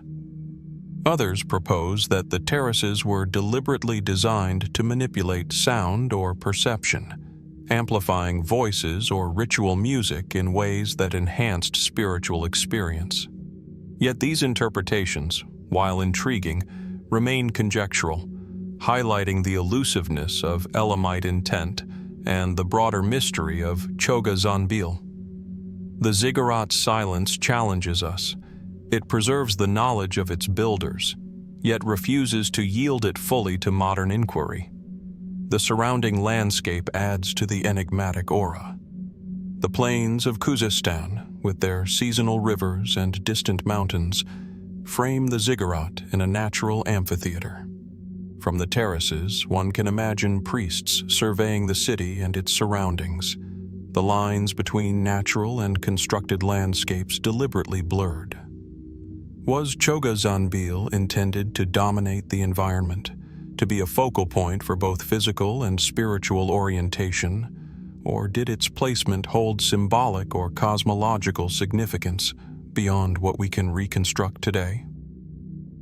Walking among the terraces and pathways, one senses the deliberate intention behind every brick, every wall, every ceremonial space. Chogha Zanbil is at once monumental and intimate, a fusion of architectural ingenuity and spiritual aspiration. The ziggurat embodies human ambition to shape the environment, to reach toward the divine, and to leave a lasting imprint upon the world. And yet, its creators remain shadowy figures to us, their lives, beliefs, and motivations largely veiled by the centuries. Chogha Zanbil challenges modern understanding in ways both practical and philosophical. How did the Elamites conceive such a vast, precise, and enduring structure? How was knowledge of construction, ritual, and alignment transmitted and preserved across generations? And what mysteries, ritual, astronomical, or symbolic, remain encoded in its mud brick walls, waiting for discovery beneath layers of soil and history? As we stand on the terraces of the ziggurat, gazing across the plains toward distant mountains, we are left with the same sense of awe that must have greeted its first visitors. Chogha Zanbil is more than an architectural achievement.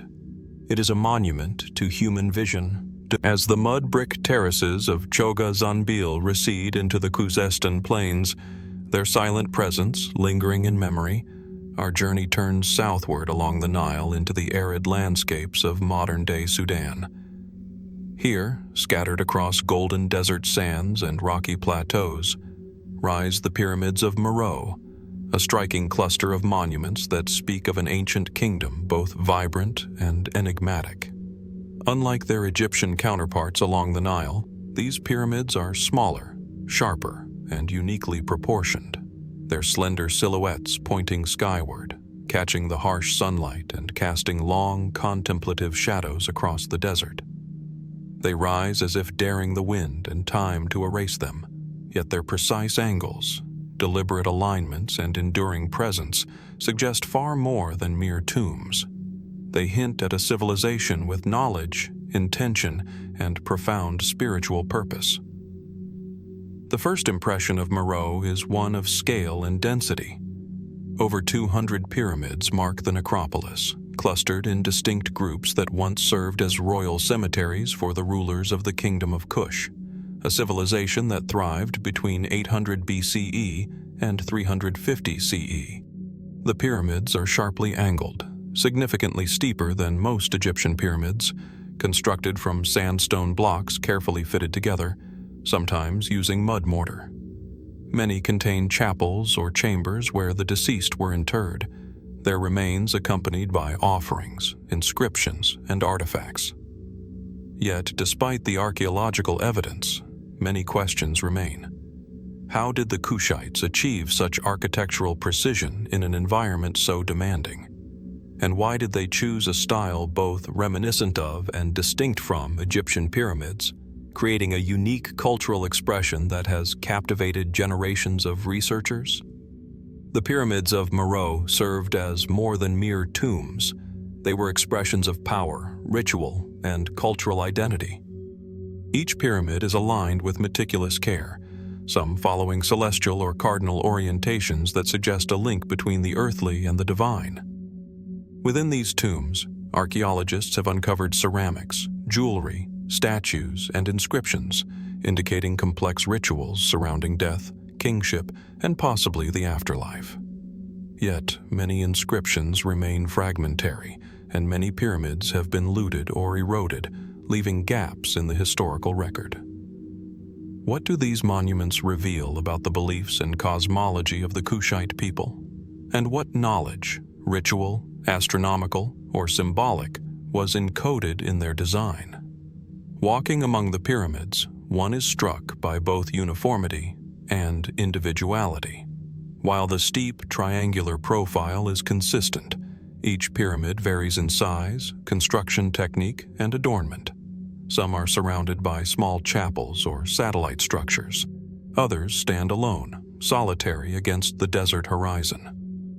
This variation suggests a nuanced system of hierarchy, perhaps reflecting the status, achievements, or lineage of those entombed.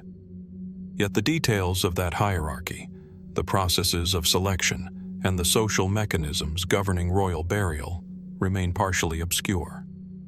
How did the Kushites integrate religious ritual, political authority, and architectural expression in a landscape that demanded both ingenuity and devotion? The pyramid's construction itself raises enduring questions. The blocks, though smaller than Egyptian stones, were transported and assembled with care, sometimes in remote desert locations far from quarries. Without advanced machinery, the labor organization, engineering techniques, and planning required are remarkable. Some researchers propose ramps, sledges, and human ingenuity as explanations, yet the speed, precision, and scale remain difficult to fully comprehend. Could there have been methods, perhaps lost to time, that allowed the builders to achieve both structural stability and aesthetic exactness in a region prone to erosion and extreme weather? Speculative interpretations deepen the intrigue. Certain pyramids appear aligned along patterns that mirror the movement of the sun or the stars, hinting at a celestial component to royal ritual or cosmological symbolism. Others suggest that the design of the tombs, chapels, and surrounding spaces might encode sacred geometry, intended to guide spiritual progression or ritual performance. Some even propose that the clustering of pyramids in distinct necropolises reflects symbolic landscapes of power, lineage, and religious practice, echoing a worldview that integrated life, death, and the cosmos into an ordered system. While these interpretations remain debated, they underscore the richness and complexity of Meroë as both a physical and symbolic space. Time and desert winds have worn the pyramids, yet their essence endures. From the steep terraces and crumbling chapels, one can imagine the rituals of the Kushite kings, the processions, offerings, and ceremonies that once animated these sands. The pyramids stand not only as tombs, but as markers of human ambition, spiritual devotion, and societal organization, monuments that continue to challenge our understanding. How did the Kushites perceive life, death, and power in ways that were materially expressed in these sharp, enduring monuments? And what knowledge, buried beneath centuries of sand, still awaits discovery, potentially reshaping our understanding of this remarkable civilization? The desert landscape around Meroë adds another dimension of mystery. Isolated, yet commanding, the necropolis rises from the horizon like a city of the dead, a silent reminder of human aspiration and mortality. The pyramid's visibility across vast distances may have been intended to project authority, serve as spiritual focal points, or mark sacred geography aligned with celestial or terrestrial landmarks. What does this placement tell us about Kushite cosmology, ritual practice, or political ideology? And why have these monuments, standing for millennia, continued to evoke fascination and wonder for all who visit? Standing amidst the pyramids of Meroë, one is struck by their paradox: small yet monumental, harsh yet elegant, enduring yet enigmatic. They speak of human creativity, technical skill, and devotion, yet they also challenge us with their mysteries, leaving gaps in our understanding that invite reflection and inquiry. How did a kingdom in the shadow of Egypt develop its own monumental architecture, religious ideology, and cultural identity? How were these pyramids conceived, constructed, and imbued with meaning, and what remains hidden beneath their stones, silent yet resonant with the passage of time? The pyramids of Meroë are more than relics of the past. They are touchstones of human ambition and curiosity. They invite us to consider not only the capabilities of the Kushite civilization, but also the enduring questions that arise when civilizations leave behind monuments larger than life itself. As the wind sculpts the desert sands around them and the sun casts shifting shadows upon their steep faces, the pyramids remain both a testament and a riddle, urging us to wonder, what secrets of power, spirituality, and human ingenuity are still buried within these ancient stones, waiting for the next observer to uncover them? As the sharp silhouettes of Meroë's pyramids dissolve into the endless desert horizon, and the stories of Kushite kings linger in memory, our journey carries us across continents and centuries, deep into the lush rainforests of northern Guatemala.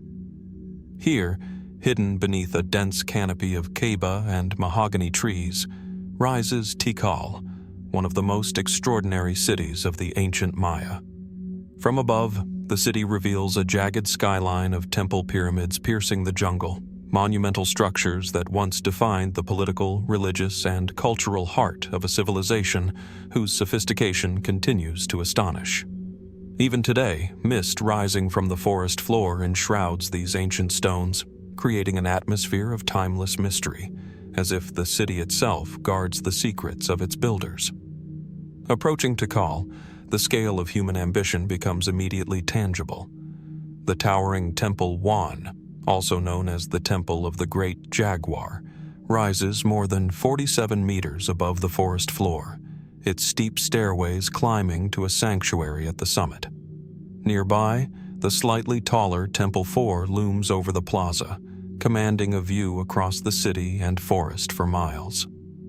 Between these monumental pyramids stretch plazas, ball courts, palaces, and residential complexes, all arranged along axial alignments that suggest careful urban planning. The juxtaposition of jungle and stone creates a striking effect. Nature slowly reclaims what humans once shaped with precision and intent, yet the original layout remains discernible, hinting at a civilization that commanded both environment and imagination. Tikal flourished during the classic period of Maya civilization, roughly between 200 and 900 CE, and at its height, the city may have been home to more than 60,000 inhabitants. Its architecture, inscriptions, and artifacts reveal a culture deeply invested in astronomy, ritual, and political hierarchy. The pyramids were not only tombs for rulers, but ceremonial centers designed to connect the earthly and spiritual realms, aligning with celestial events such as solstices, equinoxes, and planetary cycles. How did the Maya integrate such astronomical precision with monumental construction, creating structures that guided both human activity and spiritual experience? The city's urban plan underscores both sophistication and intent. Tikal's plazas, pyramids, and causeways form an interconnected network, guiding movement, sightlines, and ritual procession. Certain pyramids are positioned to frame sunrise or sunset on significant dates, suggesting an intricate understanding of solar and lunar cycles. The placement of palaces, ball courts, and residential compounds indicates a hierarchical social order, while the presence of stelae and altars marks ceremonial importance. Yet much about Tikal's organization remains a puzzle. How did a civilization, thriving deep in a tropical rainforest, coordinate labor, materials, and knowledge to build monumental stone structures over centuries, while maintaining social cohesion and cultural continuity? Artifacts, inscriptions, and carvings add further layers of intrigue. Stelae, carved with images of rulers, dates, and events, record dynastic histories, wars, and ritual observances. Pottery, jade figurines, and ceremonial objects reflect both daily life and religious devotion. Yet many symbols remain undeciphered or partially understood, leaving gaps in our comprehension of Maya cosmology, theology, and social organization. Were certain architectural alignments intended to encode knowledge beyond the visible, offering guidance to the initiated or mapping the cosmos into stone and earth? Speculative interpretations heighten the sense of mystery. Some researchers propose that Tikal functioned as both an observatory and a ceremonial hub, its temples designed to mirror celestial patterns, guiding rulers and priests in timing, agricultural, political, and ritual activities. Others suggest acoustic phenomena. The plazas and temple steps may have amplified chants, ceremonies, or messages across the city, creating shared experience and social cohesion. The dense rainforest itself may have influenced the city's design, with causeways and raised platforms addressing seasonal flooding while also shaping processional routes. How much of Tikal's design reflects practical necessity, and how much was deliberately intended to manipulate perception, symbol, or ritual power? The surrounding jungle both conceals and preserves the city. Canopy, vines, and undergrowth obscure view, yet protect the structures from erosion and human interference. The environment may have influenced architectural choices, from stepped pyramids facilitating water runoff to elevated causeways connecting distant plazas. Yet the forest also hides mysteries still undiscovered. Tunnels, residential clusters, or ceremonial spaces that may lie beneath centuries of soil and vegetation. What secrets have yet to emerge from the jungle? What knowledge, encoded in stone, vegetation, or spatial relationships, remains buried and waiting for discovery? Time has weathered Tikal, yet the city remains a testament to ingenuity, vision, and cultural endurance. Standing atop Temple 4, gazing over the canopy toward distant pyramids, one perceives both the grandeur of human construction and the ephemeral quality of existence. The city is at once monumental and intimate, engineered yet organic, deliberate yet enigmatic. Each structure, plaza, and causeway embodies decisions made by a civilization whose worldview integrated architecture, astronomy, politics, and spirituality into a cohesive, living whole. Tikal challenges modern understanding in profound ways. How did the Maya achieve such monumental feats without metal tools, wheeled transport, or draft animals? How did they encode astronomical, ritual, and political knowledge into stone, spatial arrangement, and alignment, creating a city that functioned as both hub and symbol? And what remains hidden? Ritual chambers, inscriptions, or symbolic patterns that could reveal dimensions of Maya civilization we have yet to comprehend? As we descend from the temple summits, walking along causeways that have guided human feet for over a millennium, the questions endure. Tikal is more than a city of stone. It is a testament to human imagination, organization, and aspiration, a place where architecture, ritual, and nature converge. It reminds us that some ancient structures were designed to inspire awe, encode knowledge, and endure mystery.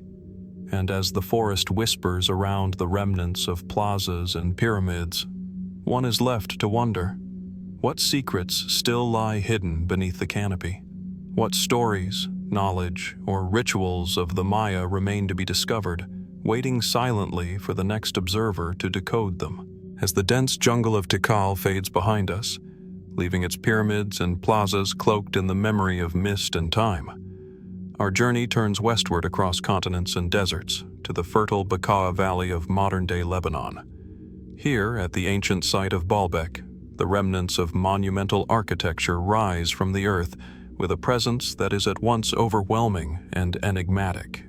Dominating the temple platform, three enormous stones, known collectively as the Trilithon, lie in perfect alignment, each weighing hundreds of tons, their smooth faces cut with astonishing precision. Even amidst the grandeur of Roman engineering, these megaliths provoke a profound sense of awe, their scale and execution hinting at knowledge and capability that continues to challenge historians, engineers, and archaeologists alike.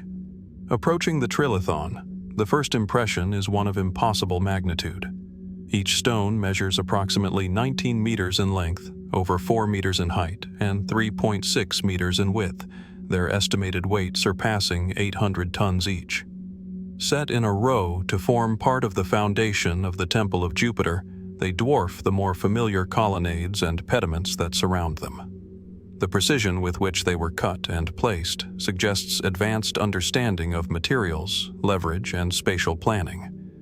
Yet, no record exists detailing how these monolithic blocks were quarried, transported, and positioned with such precision in a time long before modern cranes, trucks, or mechanical devices. How did the builders accomplish this feat? And what methods, now lost to history, allowed humans to manipulate stones of such colossal scale? The history of Baalbek is complex and layered. While the visible ruins reflect Roman construction and religious devotion, the the site's origins stretch back further, incorporating earlier Phoenician and possibly pre-Phoenician activity. The Romans built the temple complex around the 1st century BCE to the 3rd century CE, elevating Baalbek into one of the empire's most ambitious architectural projects. The Trilithon, however, predates much of this construction, and its exact dating remains a topic of scholarly debate. Why would earlier builders invest so heavily in laying the foundations for a structure whose sheer magnitude dwarfs even the ambitions of later civilizations? Was it simply a platform for religious observance? Or did it serve purposes now obscured by time, memory, and mythology? The engineering challenges of the Trilithon are staggering. Transporting stones of this weight from nearby quarries, some suggest located up to a kilometer away, and maneuvering them into position on a raised platform would require extraordinary coordination and knowledge of physics, leverage, and human labor. Some scholars propose the use of ramps, rollers, and wooden sledges, while others suggest more advanced techniques now lost to history. Yet the scale of the Trilithon, combined with the precision of its alignment and placement, often leads researchers to pause in admiration and puzzlement. How was this achieved with the technology available in antiquity?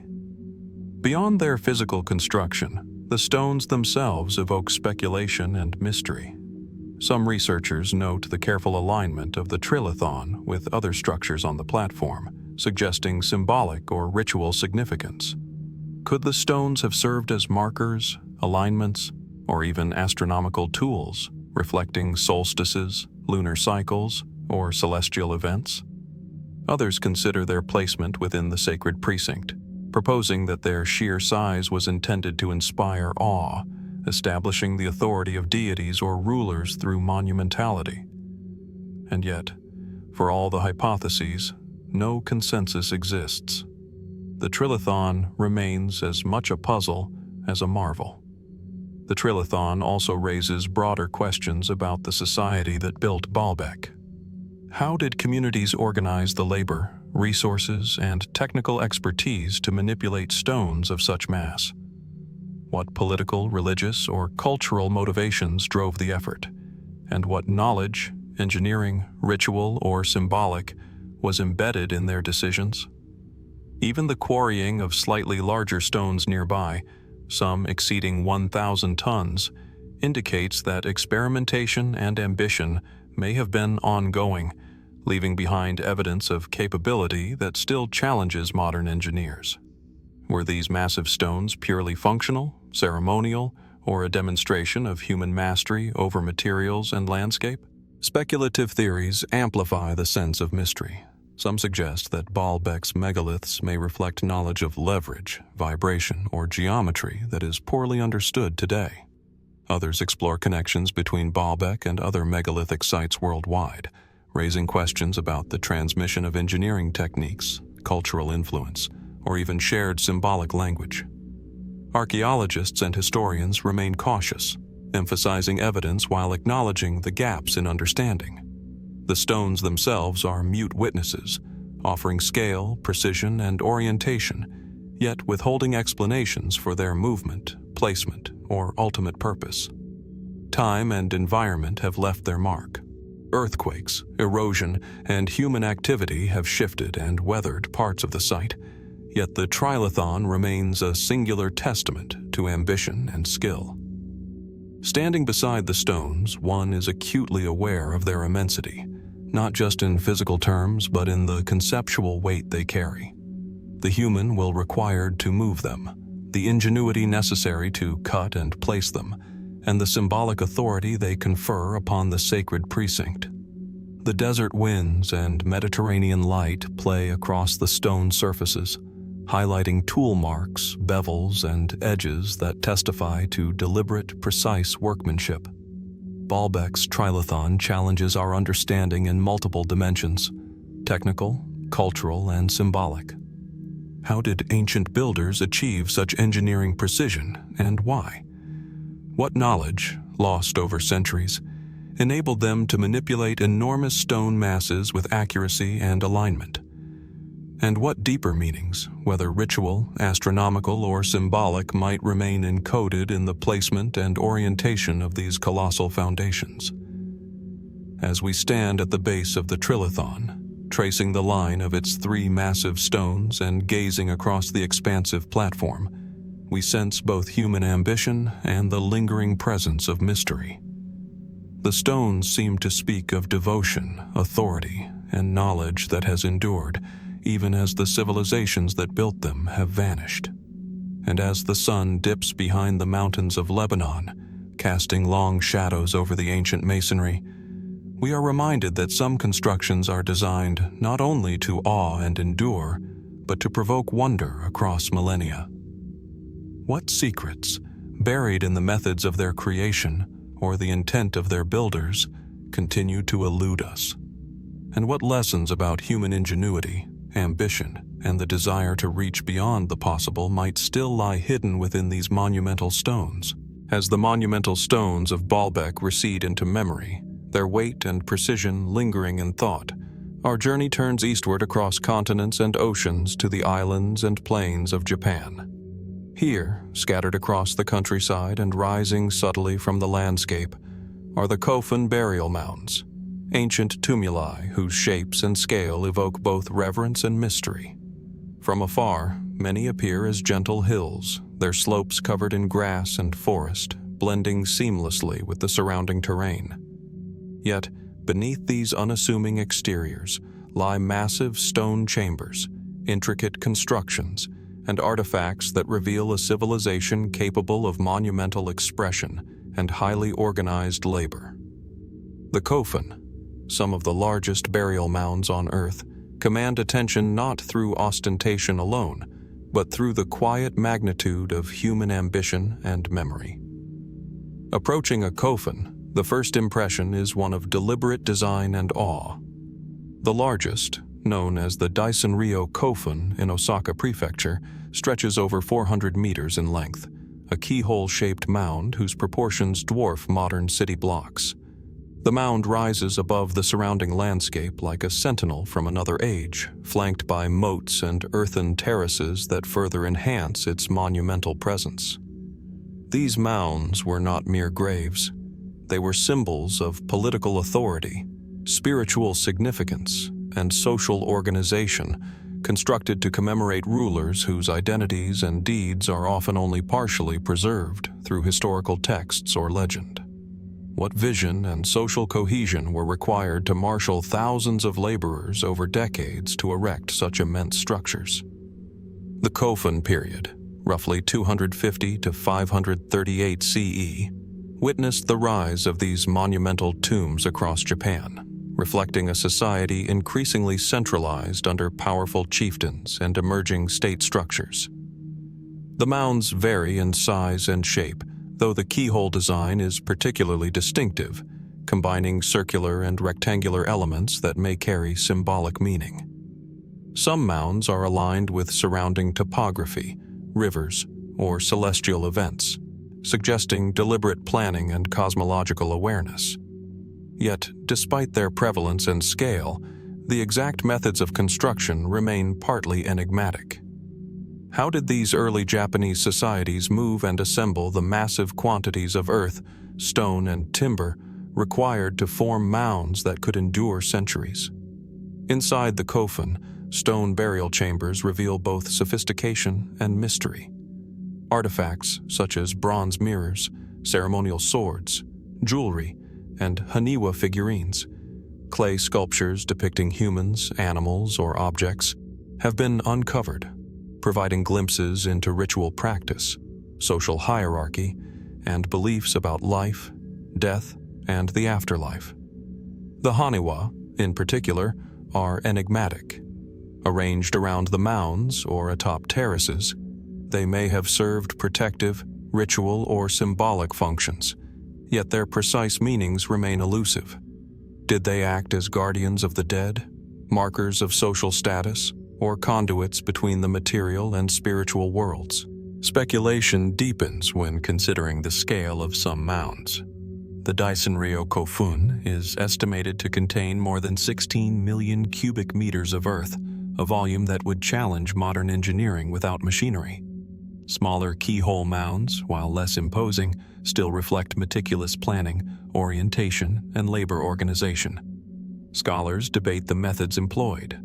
Did communities rely solely on human labor and simple tools, or were there techniques, lost over time, that allowed for efficient transportation, placement, and compaction of earth and stone? And beyond logistics, what ritual, social, or political pressures motivated the construction of tombs so large that they dominate the landscape even today? The Kofun mounds also raise intriguing questions about social hierarchy and governance.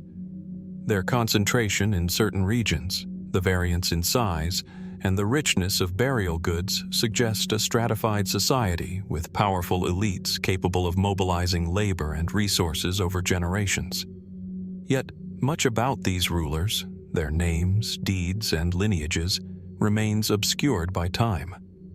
Some historical records, such as the Nihon Shoki, offer partial glimpses into the lives of early emperors and chieftains, but they cannot fully account for the technical prowess and organizational complexity required to construct mounds of such magnitude.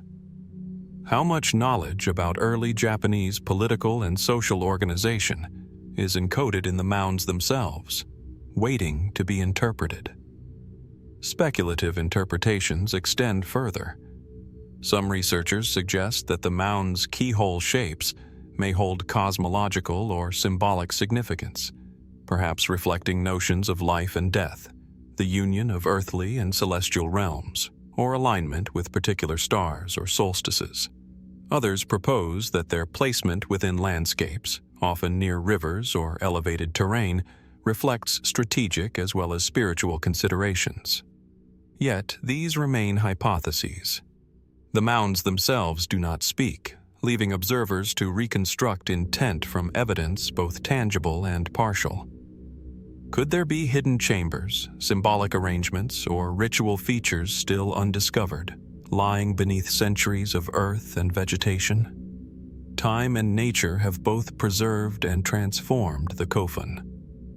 Grass, trees, and moss cloak the mounds, softening their profiles and blending them into the countryside, while erosion, agriculture, and urban development have altered others. Yet despite these forces, the mounds endure, monumental yet intimate, tangible yet mysterious. Standing atop a smaller mound or peering across a moat toward a larger one senses not only the labor and skill of ancient builders, but also the weight of cultural memory, belief, and aspiration that these structures carry. The Kofun burial mounds challenge modern understanding in multiple dimensions.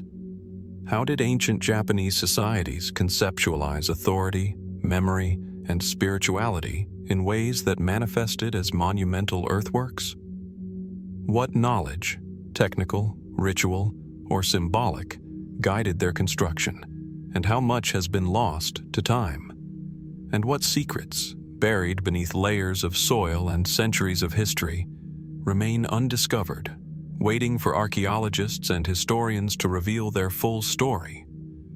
As we move along the terraces, moats, and surrounding landscape of the Kofun, we are reminded that these mounds are more than relics. They are expressions of vision, ambition, and enduring mystery. They speak of a civilization that sought to eternalize its rulers, beliefs, and social order in the landscape itself, leaving behind structures that continue to inspire wonder. And as the sun dips behind distant hills, casting long shadows across these ancient forms, one is left to ponder. What lies hidden within and beneath these silent mounds? What knowledge, ritual, or history has yet to emerge from the earth, quietly preserved across centuries, waiting for discovery? As the ancient Kofun mounds fade into the distance, their grassy slopes and silent moats lingering in thought, our journey carries us across continents once more to the rugged plains of South Africa. Here, Amidst the rolling hills and scattered granite outcrops of Mpumalanga lies a site of extraordinary antiquity and enigmatic presence, Adam's calendar. Unlike the monumental tombs or pyramids we have traversed, this structure is subtle, yet commanding, a testament to human intention carved directly into the living rock. Circular stone arrangements, precise notches, and aligned monoliths hint at astronomical knowledge and ritual purpose, creating an impression of a site that bridges the earthly and the celestial, the ancient and the unknowable. From afar, Adam's calendar resembles a natural plateau, a granite table scattered with weathered stone pillars. Yet, as one approaches, the deliberate shaping of rock becomes unmistakable. Stones are cut into flat surfaces, notches are precisely aligned, and the overall layout suggests intentional spatial organization. Some formations correspond to the solstices and equinoxes, catching the light of the rising or setting sun in patterns that suggest careful observation over long periods. These alignments provoke immediate questions. Were these stones markers of time, tools of ritual, or instruments for a lost science of astronomy? And if so, what knowledge did their builders possess, and how did they acquire it in an age where written records were absent? Scholars have proposed various interpretations for Adam's calendar, from its use as a ceremonial site to a rudimentary observatory. Radiocarbon dating of associated materials is sparse and inconclusive, leaving the chronology of the site uncertain. Some estimates suggest the site could be tens of thousands of years old, predating most known megalithic constructions worldwide.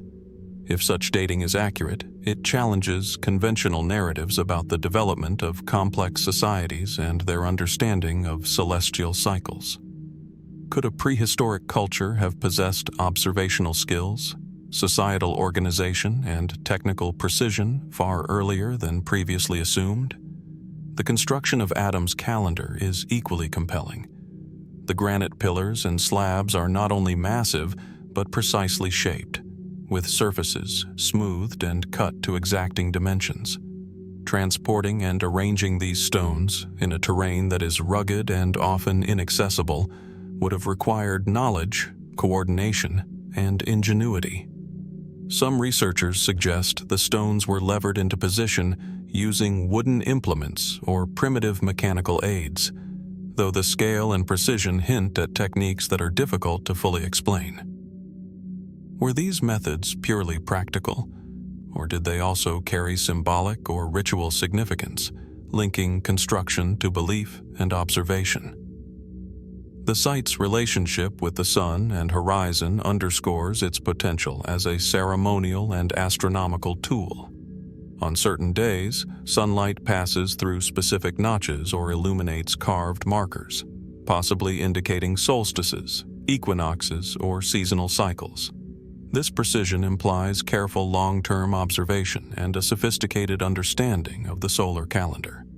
Could Adam's calendar have functioned as both a sacred space and a practical tool, guiding agricultural cycles, ritual observances, or social organization? And if so, how was this knowledge preserved and transmitted across generations, in a time before writing or established civilizations?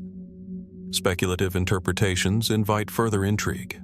Some propose that Adam's calendar reflects a culture with spiritual cosmology embedded in stone, aligning earthly rituals with celestial patterns in a way that hints at a symbolic understanding of time itself. Others suggest that the site may mark a location of pilgrimage or initiation, where knowledge of astronomy, ritual, or sacred geometry was imparted to select individuals. The arrangement of stones, the careful alignment with horizons, and the subtle interplay of light and shadow all hint at layers of meaning that remain largely inaccessible to modern observation.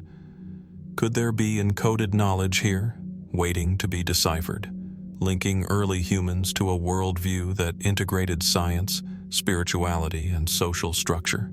The surrounding landscape reinforces the site's enigmatic character.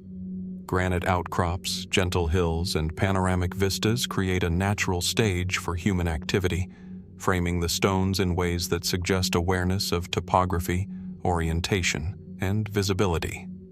The site's position may have been chosen deliberately to command sight lines, to harness sunlight, or to connect with other natural features, creating a spatial and symbolic network that guided movement, ritual, or observation. What role did the environment play in shaping both the form and function of Adam's calendar, and what other sites might have once formed a larger network of prehistoric knowledge across the region? Artifacts at or near the site are scarce, leaving much to conjecture. Without ceramics, tools, or inscriptions to anchor chronology or cultural context, researchers rely on the physical structure itself to infer purpose, organization, and meaning. The stones speak silently of human effort, observation, and vision, yet they refuse to reveal the names, stories, or intentions of the builders. Were they astronomers, shamans, early engineers, or a society whose sophistication has been erased by time? And how much of their knowledge has been lost, leaving only these enduring stones as a testament to human curiosity and skill? Time, weather, and erosion have altered the surface of Adam's calendar, softening edges, shifting stones, and partially obscuring original layouts. Yet even in this state, the precision, scale, and alignment remain evident, evoking both admiration and mystery. Standing amid the pillars, observing the play of sunlight, shadow, and horizon, one senses the deliberate intention of the builders, the patience required to observe cycles of seasons, and the human desire to link existence with the cosmos. The site is both monumental and intimate, practical and symbolic, enduring yet elusive. Adam's calendar challenges conventional understanding of early human capability. How could prehistoric societies, without metallurgy, the wheel, or written records, observe the sun, plan stone alignments, and construct a site of enduring precision and scale? What knowledge, astronomical, ritual, or symbolic, was embedded in the very layout of the stones? And what might still lie hidden, either beneath the surface or in the subtle interactions of stone, sunlight, and horizon, waiting to illuminate a chapter of human history we have barely begun to understand? As we trace the notches and pillars, watching the shifting sunlight across the granite, the mystery of Adam's calendar persists. It is more than a prehistoric stone circle. It is a monument to human curiosity, ingenuity, and the search for meaning in the natural and celestial worlds. And as shadows stretch across the plateau and the distant hills fade into twilight, we are left to wonder, what truths encoded in these silent stones remain hidden? What knowledge did the builders possess that has been lost to time, and what might we yet uncover if we follow their gaze toward the horizon, toward the sun, and into the depths of human history? As the wind-swept plains of Mpumalanga fade behind us, and the enigmatic stones of Adam's calendar linger in memory, our journey leads us across continents once again, this time to the rugged highlands of Peru. Above the city of Cusco, perched on steep hillsides that overlook the Urubamba Valley, rises Sacsayhuamán, a fortress temple complex whose massive stone walls defy conventional understanding. The sheer scale of the boulders, their precise interlocking fit, and the audacity of their placement create an impression that is both monumental and mysterious. Even today, centuries after their construction, the stones seem to hum with an ancient purpose, their silent presence inviting contemplation of the people who shaped them and the knowledge they possessed. From a distance, Sacsayhuamán appears as a jagged zigzag of terraces, stepping down the hillside in a deliberate and commanding pattern. As one draws closer, the immensity of the stones becomes apparent, some weighing over 200 tons, each cut and fitted with remarkable precision so that no mortar is needed to hold them in place. The irregular shapes interlock as if designed to resist both time and seismic activity, forming walls that have withstood centuries of earthquakes that might have leveled lesser constructions. Yet the very scale and precision raise profound questions. How were these stones quarried, transported, and positioned with such accuracy on a steep incline without the aid of modern machinery? Sacsayhuamán was built by the Inca civilization, flourishing in the 15th and early 16th centuries. Yet its construction reflects a sophistication that continues to astound modern engineers and archaeologists. The fortress may have served multiple purposes: a ceremonial center, a military bastion, and a demonstration of imperial power and architectural ingenuity. Its location above Cusco, the Inca capital, allowed for a commanding view of the valley and the city below, reinforcing both strategic advantage and spiritual symbolism. The Incas themselves referred to Sacsayhuamán as a site of ritual significance, suggesting that its massive walls and terraces were not merely functional but integral to the cultural and spiritual life of the empire. The engineering behind Sacsayhuamán is extraordinary. The stones, some more than 8 meters long, were carved and fitted so precisely that even a knife blade cannot be inserted between many of the blocks. The logistics of moving these megaliths, sometimes from quarries located several kilometers away, remain a subject of intense study and speculation. How did Inca engineers achieve such accuracy using only stone, bronze, wood, and rope? Were there techniques of leverage, lubrication, or mechanical knowledge that have been lost to history? And beyond the technical, what inspired such monumental ambition, driving labor and expertise to construct a structure of enduring scale and sophistication? Sacsayhuamán also captivates through its spatial and symbolic design. The walls form complex zigzag patterns, which some researchers suggest may have astronomical or cosmological significance. Certain terraces and alignments appear to interact with solstices, sunrises, and sunsets, hinting at a deep understanding of celestial cycles. Could the fortress have been designed not only as a stronghold and ceremonial site, but also as a monument that encoded astronomical knowledge into its very stones? And if so, what might these alignments reveal about Inca cosmology, ritual practice, or concepts of time? The stones themselves evoke both practicality and mystery. Each block is shaped irregularly yet fits seamlessly with its neighbors, suggesting a mastery of geometry, physics, and material behavior. Some researchers propose that the Incas used sand, ramps, and carefully calculated leverage to maneuver these massive stones into position, while others entertain more speculative ideas about lost knowledge or techniques that have not survived. Regardless of method, the precision and durability of the walls suggest a level of understanding that continues to challenge assumptions about pre-Columbian engineering. Beyond engineering, Sacsayhuamán is a testament to cultural symbolism and societal organization. The labor required to quarry, transport, and position these stones implies a centralized system capable of mobilizing and sustaining thousands of workers.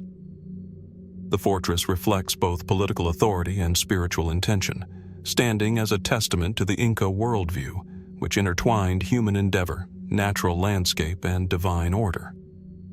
How did the Incas coordinate such monumental effort without written records or modern communication? How was knowledge transmitted across generations to achieve both scale and precision? Speculative interpretations deepen the intrigue. Some scholars suggest that Sacsayhuamán may have been part of a larger, sacred landscape designed to mirror celestial patterns, reinforce ritual pathways, or project power through sheer monumental scale. Others consider acoustic and visual effects. The zigzag walls may have amplified ceremonial chants, created dramatic vistas, or conveyed symbolic meanings across space and time. Every stone, every joint, and every terrace may carry layers of intention, some practical, some symbolic, others now lost to history. Could there be knowledge encoded in the stonework itself, hidden in angles, alignments, or interlocking patterns, waiting to reveal deeper truths about Inca thought?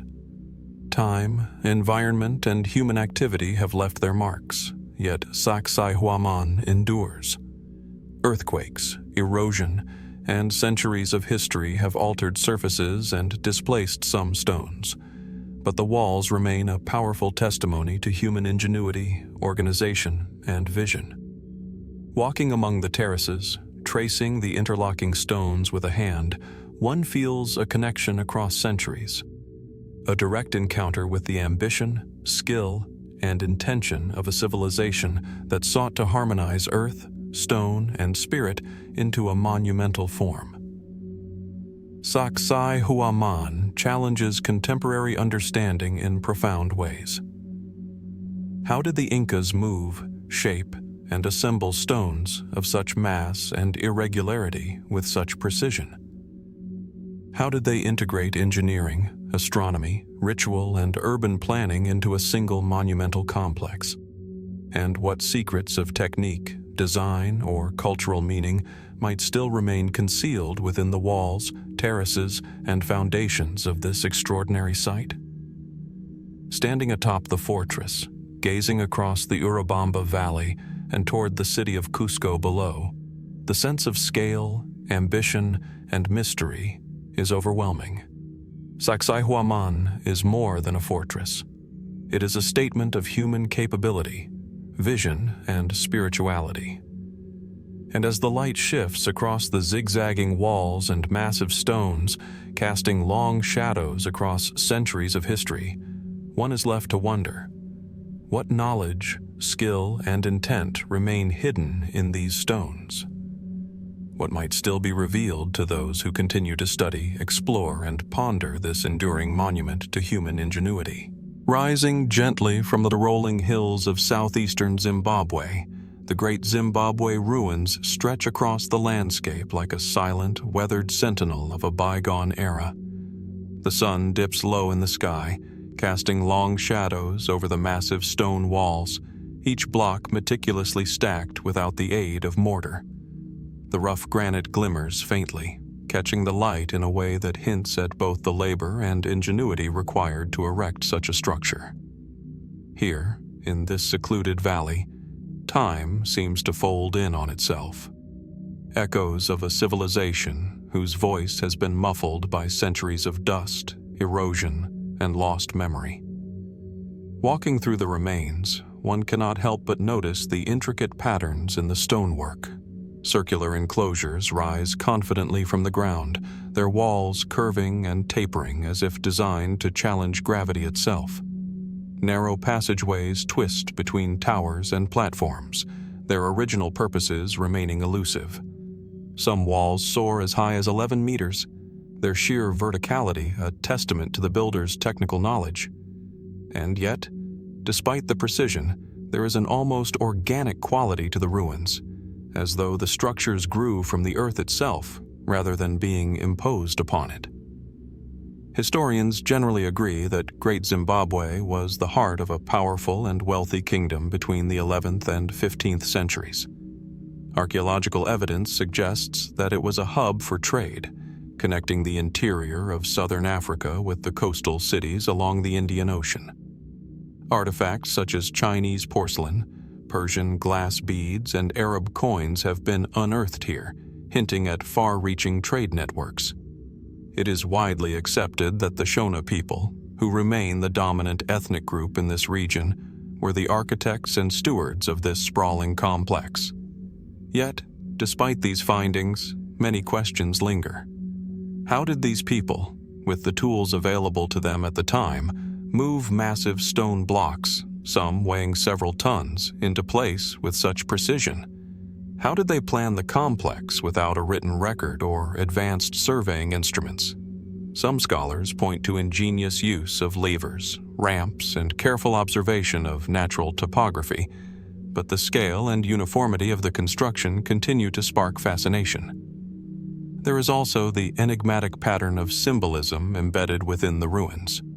The Great Enclosure, the largest single stone structure in sub-Saharan Africa, contains a series of narrow passageways that lead to a towering conical tower. The tower itself is a puzzle.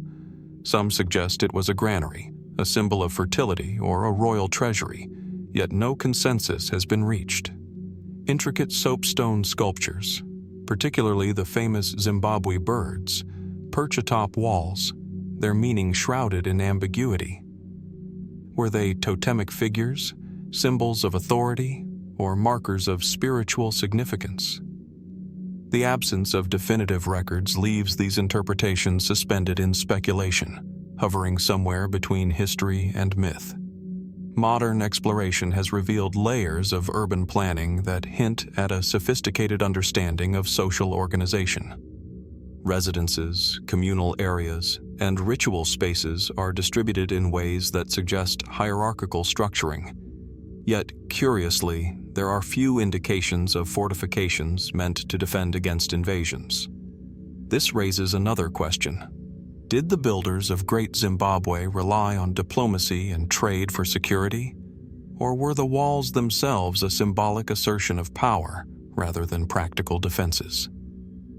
Beyond the mainstream explanations, more speculative theories have emerged over the centuries, some embraced by fringe researchers and others by local oral traditions.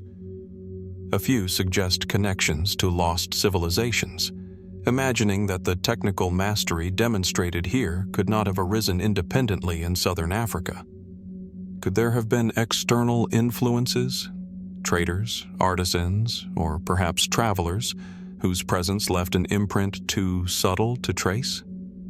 Others propose that the site holds celestial alignments or encoded knowledge of the stars, implying that its creators were guided by sophisticated astronomical understanding.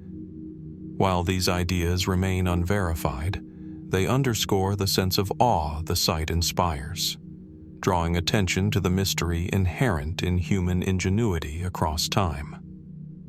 Archaeologists have also noted the absence of certain expected features. Despite the evidence of wealth, there are few remains of large-scale metallurgical operations, even though copper and gold were traded extensively. How did such an affluent society maintain its economy and influence without leaving behind more tangible industrial traces?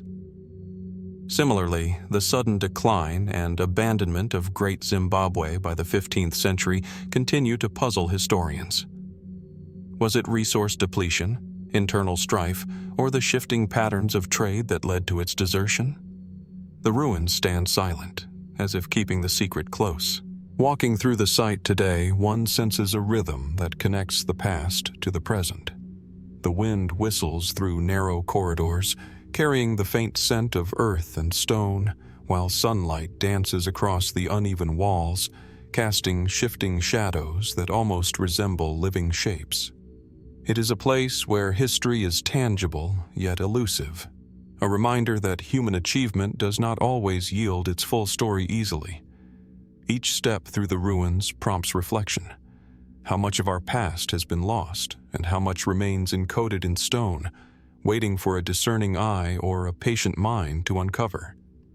Great Zimbabwe is more than a collection of walls and towers. It is a monument to human curiosity, ambition, and creativity. Its stones tell stories of a society that thrived long before European contact reshaped the continent, yet their meaning remains partially hidden, leaving ample room for wonder. Are we glimpsing the full narrative of the kingdom's glory, or merely shadows of a truth that has been obscured by time? As the sun sinks behind the hills and the ruins are bathed in the deep orange glow of dusk, the questions linger. What else might lie buried beneath the earth, waiting to illuminate the ingenuity of a people who left behind a legacy both magnificent and mysterious? Hidden in the shadow of the massive temple of Seti I at Abydos, the Osirion lies quietly, almost forgotten, like a secret whispered by the sands of Egypt. At first glance, it appears unassuming, a subterranean structure tucked behind the grandeur of its more famous neighbor. But as the eye adjusts to the shifting angles of sunlight reflecting off ancient stone, its peculiarities begin to emerge. Massive blocks of granite and limestone are stacked with precision, forming a layout that is unlike any other temple complex in Egypt. The air here is cooler, damper, carrying the faint scent of earth and water, a reminder that this is a place that has stood largely untouched for millennia. Approaching the Osirian, one notices the deliberate symmetry and the almost unnatural proportions of its chambers. A central hall stretches into darkness, lined by enormous stone pillars, each carved with inscriptions that have endured the passage of time. At the far end, a raised platform juts from the floor, surrounded by a pool of still water that seems to hum with its own quiet presence. Archaeologists have suggested that the water was part of a ritualistic or symbolic design, perhaps representing the waters of the underworld, but the exact purpose remains a matter of debate. The structure itself is sunken below the level of the surrounding temple, giving the impression that it was built to reach downward, toward some hidden sacred core of the earth. Mainstream Egyptology attributes the Osirian to Seti I, dating it to the 13th century BCE, with its purpose closely tied to funerary practices and the cult of Osiris, the god of the dead.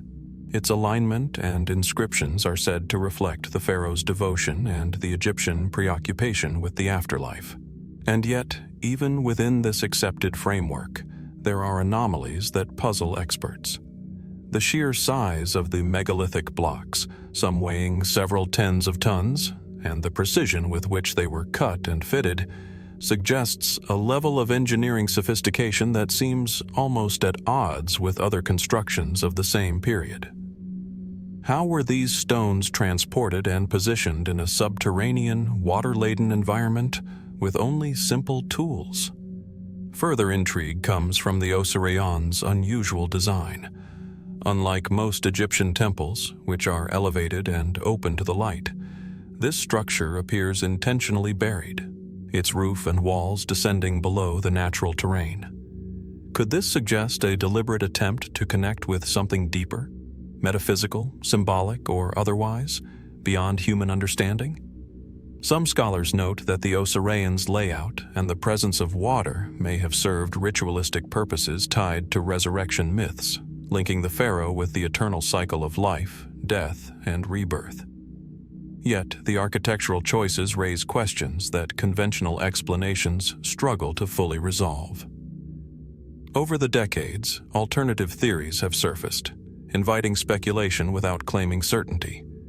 Some researchers have proposed that the Osirian is far older than Seti I, possibly a relic of a previous, forgotten civilization whose knowledge of stone construction and subterranean design exceeded what is known from the Egyptian record. Supporting this theory are subtle irregularities in the masonry and the apparent erosion of the stone, which some suggest points to greater antiquity. Others argue that its alignment with celestial events, particularly the rising and setting of certain stars associated with Osiris, indicates that it functioned not merely as a tomb or ritual site, but as an astronomical observatory or a conduit for esoteric knowledge. The Osirian's connection to water adds yet another layer of mystery. The underground chambers rest upon a natural spring, which has long intrigued both archaeologists and mystics alike. Was this a practical consideration, a symbolic representation of the Nile's life-giving waters, or part of a ritual meant to emulate the primordial waters from which the world, according to Egyptian mythology, emerged? Measurements of the water's depth and flow suggest careful planning, hinting that the builders possessed not only architectural skill, but a sophisticated understanding of hydraulics. Yet no texts from the period provide a definitive explanation, leaving the question open. Was this an engineering feat with practical purpose, a spiritual metaphor, or both? Equally puzzling are the inscriptions themselves. While many hieroglyphs clearly celebrate Seti I and the god Osiris, others seem incomplete or anomalous, as if recording knowledge or practices not intended for the ordinary eye. Some researchers have speculated that the Osirian served as a hidden repository of sacred wisdom, accessible only to a select few who understood its secrets. Could it have been a sanctuary for initiates, a site for rituals that bridged the human and the divine? If so, What knowledge did it preserve, and why has it remained largely invisible in the historical record? Exploring the Osiraion today is an experience both physical and contemplative. The echo of footsteps against stone, the faint glimmer of sunlight reflecting off damp walls, the distant drip of water from an unseen source, all contribute to a sensation that this is a place out of time. One feels the weight of centuries pressing down, the echo of rituals and ceremonies long past, and the lingering presence of a mystery that refuses to be fully understood. It is a space that invites reflection, demanding patience and attention, challenging us to consider the ingenuity and spirituality of a civilization that mastered both stone and symbol. The questions remain, haunting and open-ended. Was the Osiraion simply a funerary temple, an architectural marvel of its age, or something far older and more enigmatic? Are we glimpsing the ingenuity of Setiwai's reign, or the lingering traces of knowledge passed down from an even earlier epoch? As sunlight fades and shadows lengthen across the polished stone, the Osiraion stands quietly, allowing its silence to speak. Its secrets have survived millennia, and perhaps they will continue to inspire wonder long after we have gone.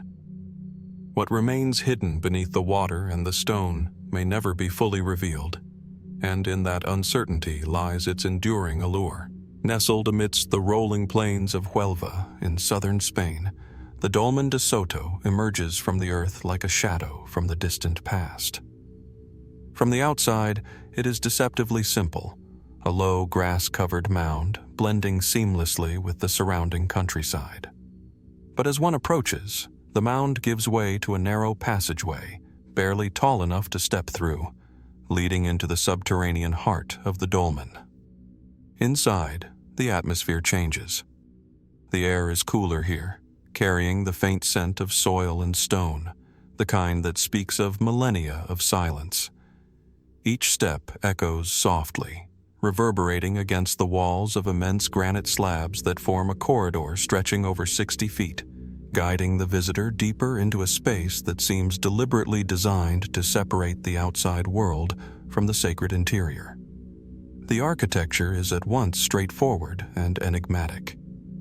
The Dolmen de Soto belongs to the megalithic tradition of southwestern Europe, dating back approximately 4,500 to 5,000 years. Its primary function, according to archaeologists, was funerary, a place where the dead were laid to rest, accompanied by offerings and ritual. Excavations have revealed human remains, along with ceramic fragments and flint tools, confirming its role as a burial site. Yet, for all its apparent simplicity, the dolmen raises questions that continue to fascinate researchers. How did a society of prehistoric farmers, working with rudimentary tools, manage to move and precisely align such massive stones? And what drove them to create a structure of such deliberate orientation and design? As one ventures through the central corridor, the subtle interplay of light and shadow becomes immediately apparent. At specific times of the year, particularly during the winter solstice, the rising sun illuminates the inner chamber in a phenomenon that suggests careful astronomical planning. Sunlight penetrates the passage, reaching the central chamber in a fleeting golden glow.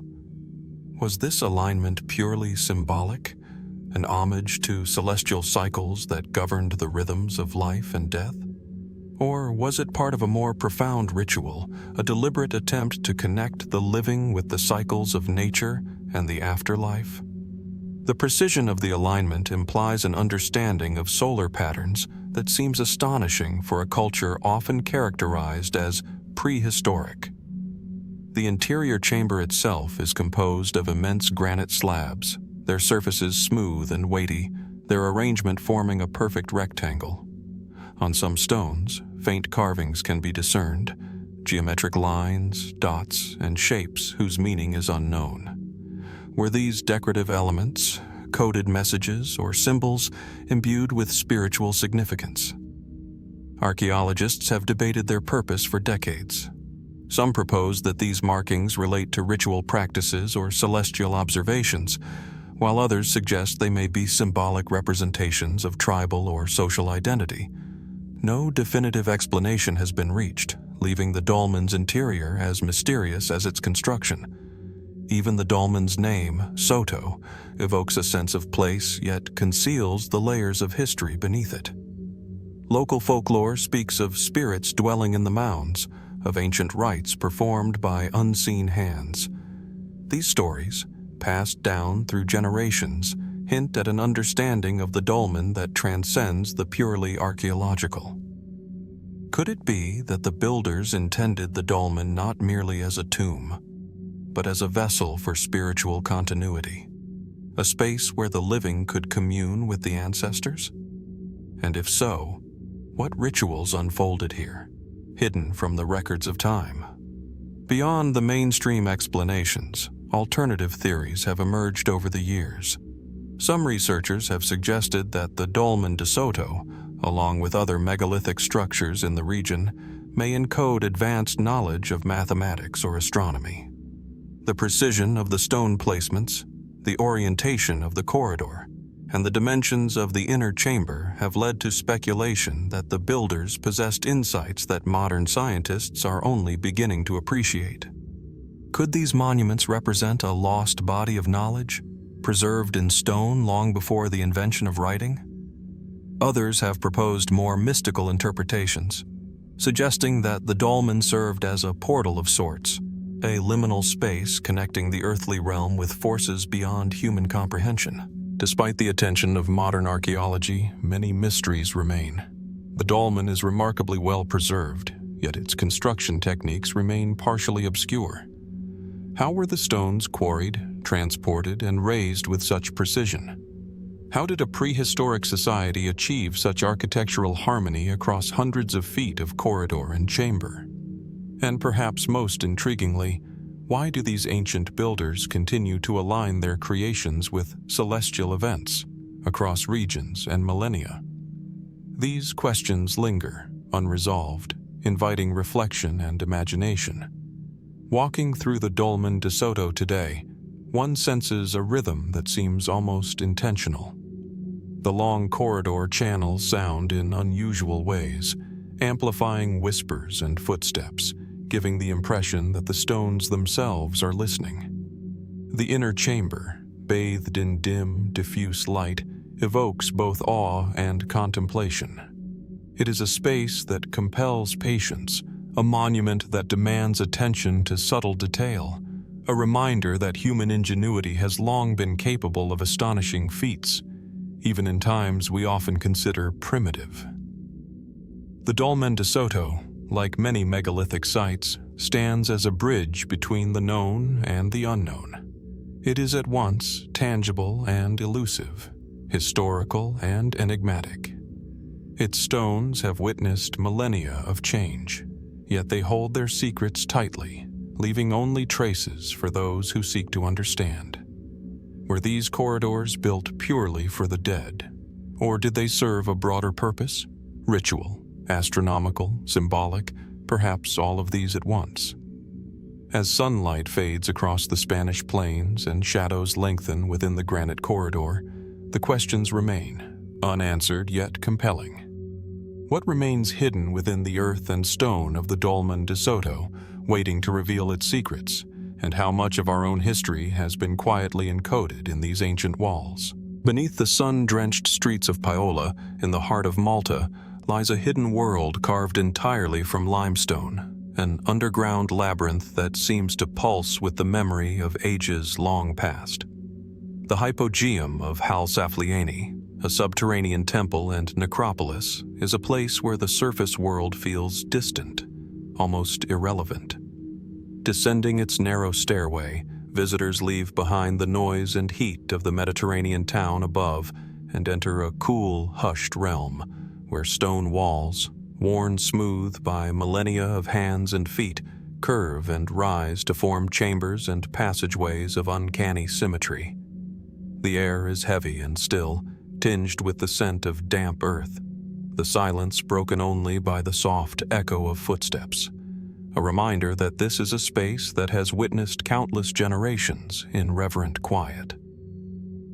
The Hypogeum is remarkable not only for its scale, but for the precision of its design.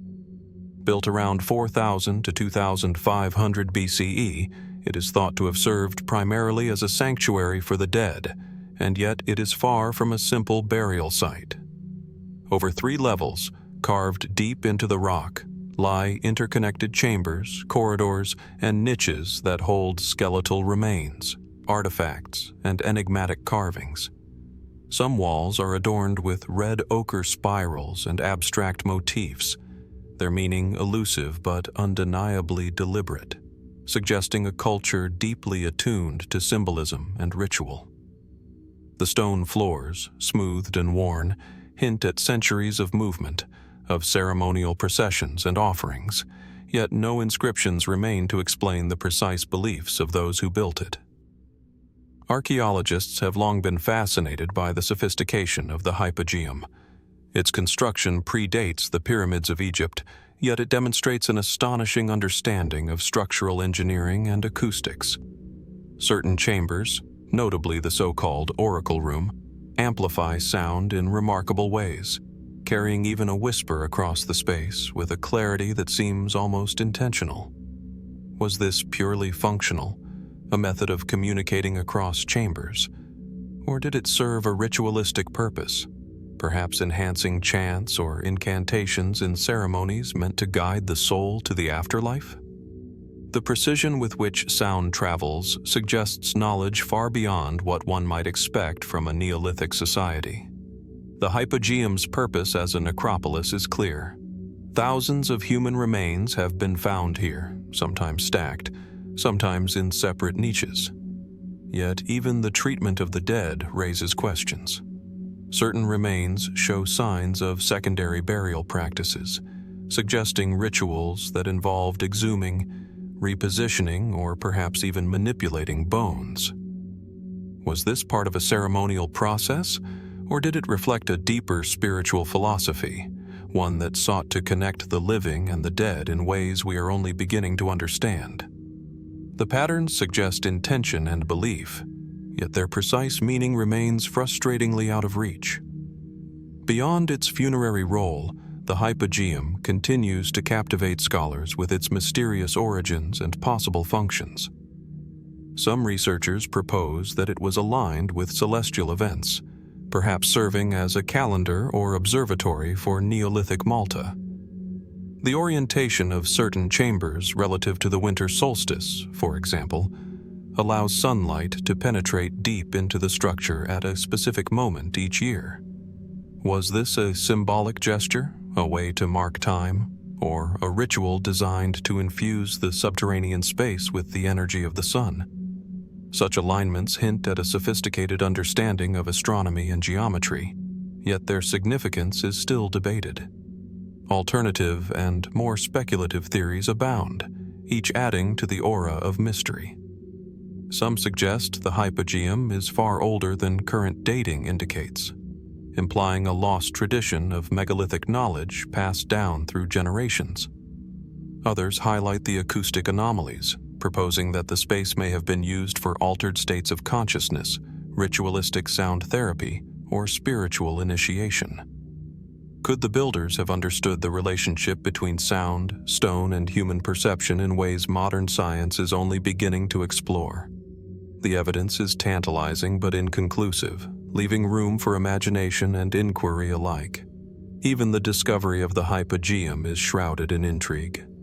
Unearthed accidentally in 1902 during construction work, it revealed a subterranean labyrinth so intricate that it challenged contemporary notions of Neolithic capability. How was it possible for a prehistoric community to carve 3 levels of chambers with such precision entirely by hand, without collapsing the ceilings or destabilizing the natural rock? And why, after centuries of use, was the site sealed, its entrances carefully blocked, leaving it hidden for millennia? The act of deliberately sealing such a space suggests reverence, secrecy, or perhaps both. What was meant to be protected, and from whom, or from what? Walking through the Hypogeum today, the sensation is almost otherworldly. The light, filtered through narrow shafts and cracks, creates long shadows that move slowly along carved walls. The stillness amplifies the imagination.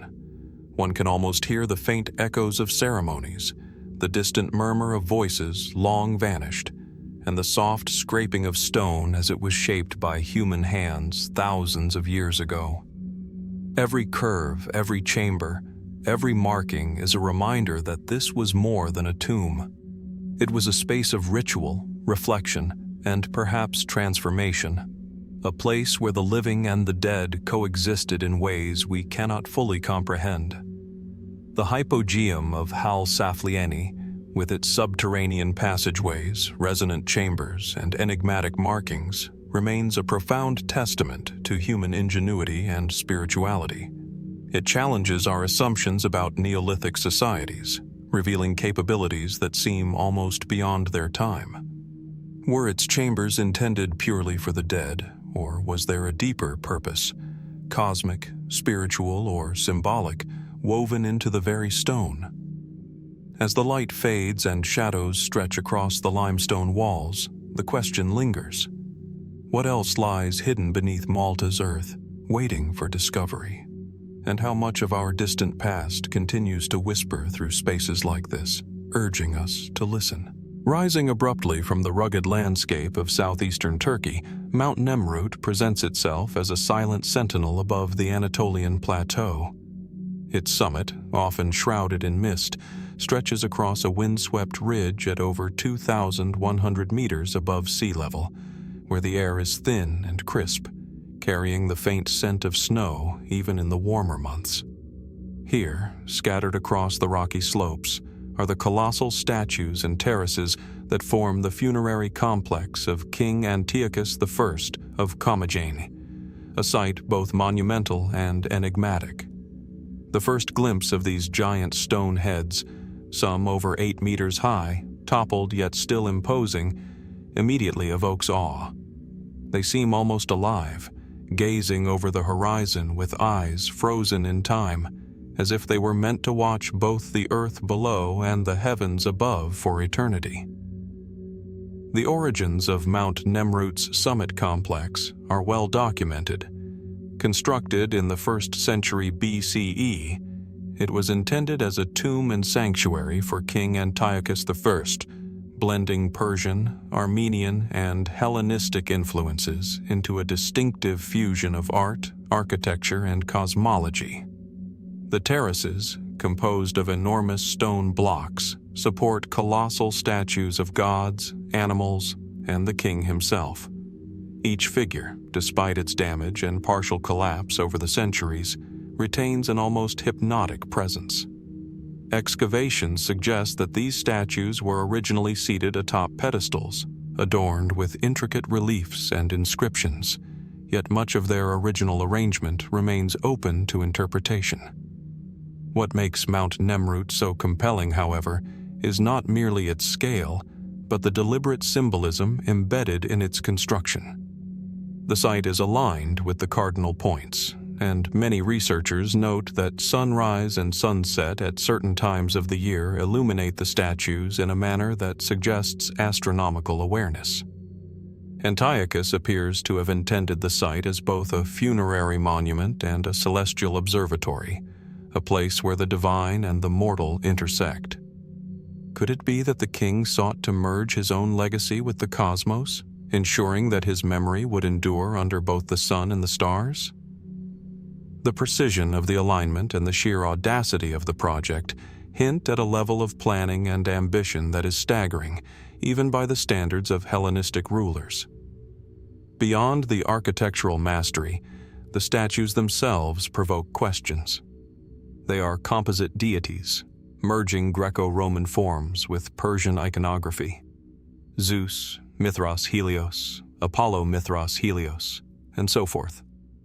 Some heads, now detached from their bodies, lie scattered across the terraces, their gazes fixed at angles that seem intentional yet puzzling. Why were they placed this way? Was it a ritualistic alignment, designed to convey spiritual meaning, or was it a pragmatic solution to the constraints of the mountain terrain? And what of the inscriptions carved into the stone, boasting of Antiochus's divine ancestry and the kingdom's unique cultural synthesis? They speak of a ruler seeking immortality through both power and piety, yet they leave tantalizing gaps in our understanding. Mount Nemrut also raises broader questions about human endeavor in extreme environments. The logistics of transporting, carving, and assembling these massive stones at such an altitude are difficult to imagine. Each block, weighing several tons, had to be moved up steep, rocky slopes and positioned with precision in an environment exposed to harsh winds, frost, and snow. How was such a feat accomplished with the tools and technology available at the time? The ingenuity required suggests a level of organization, knowledge, and labor management that commands respect. And yet, some elements of the construction, including the precise engineering of terraces to support both statues and earthworks, continued to defy simple explanation. Speculative theories, though not mainstream, also linger at the edges of Mount Nemrut's story. Some suggest that the site may have functioned as a ritualistic center, designed to channel spiritual or cosmic energy, given its elevation and alignments. Others propose that the placement of the statues and the orientation of the terraces might encode astronomical or calendrical knowledge, a sacred calendar carved in stone to guide rituals and festivals across the year. Some fringe researchers even speculate on connections to lost ancient knowledge or civilizations predating Antiochus, though these claims remain unverified. The mere presence of such speculation, however, underscores the sense of mystery that surrounds this remote summit.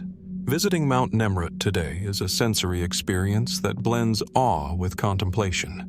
The wind sweeps across the terraces, tugging at clothing and hair, carrying the faint crunch of loose stone underfoot. The massive stone heads stare silently into the distance, some turn toward the heavens, some toward the valley below.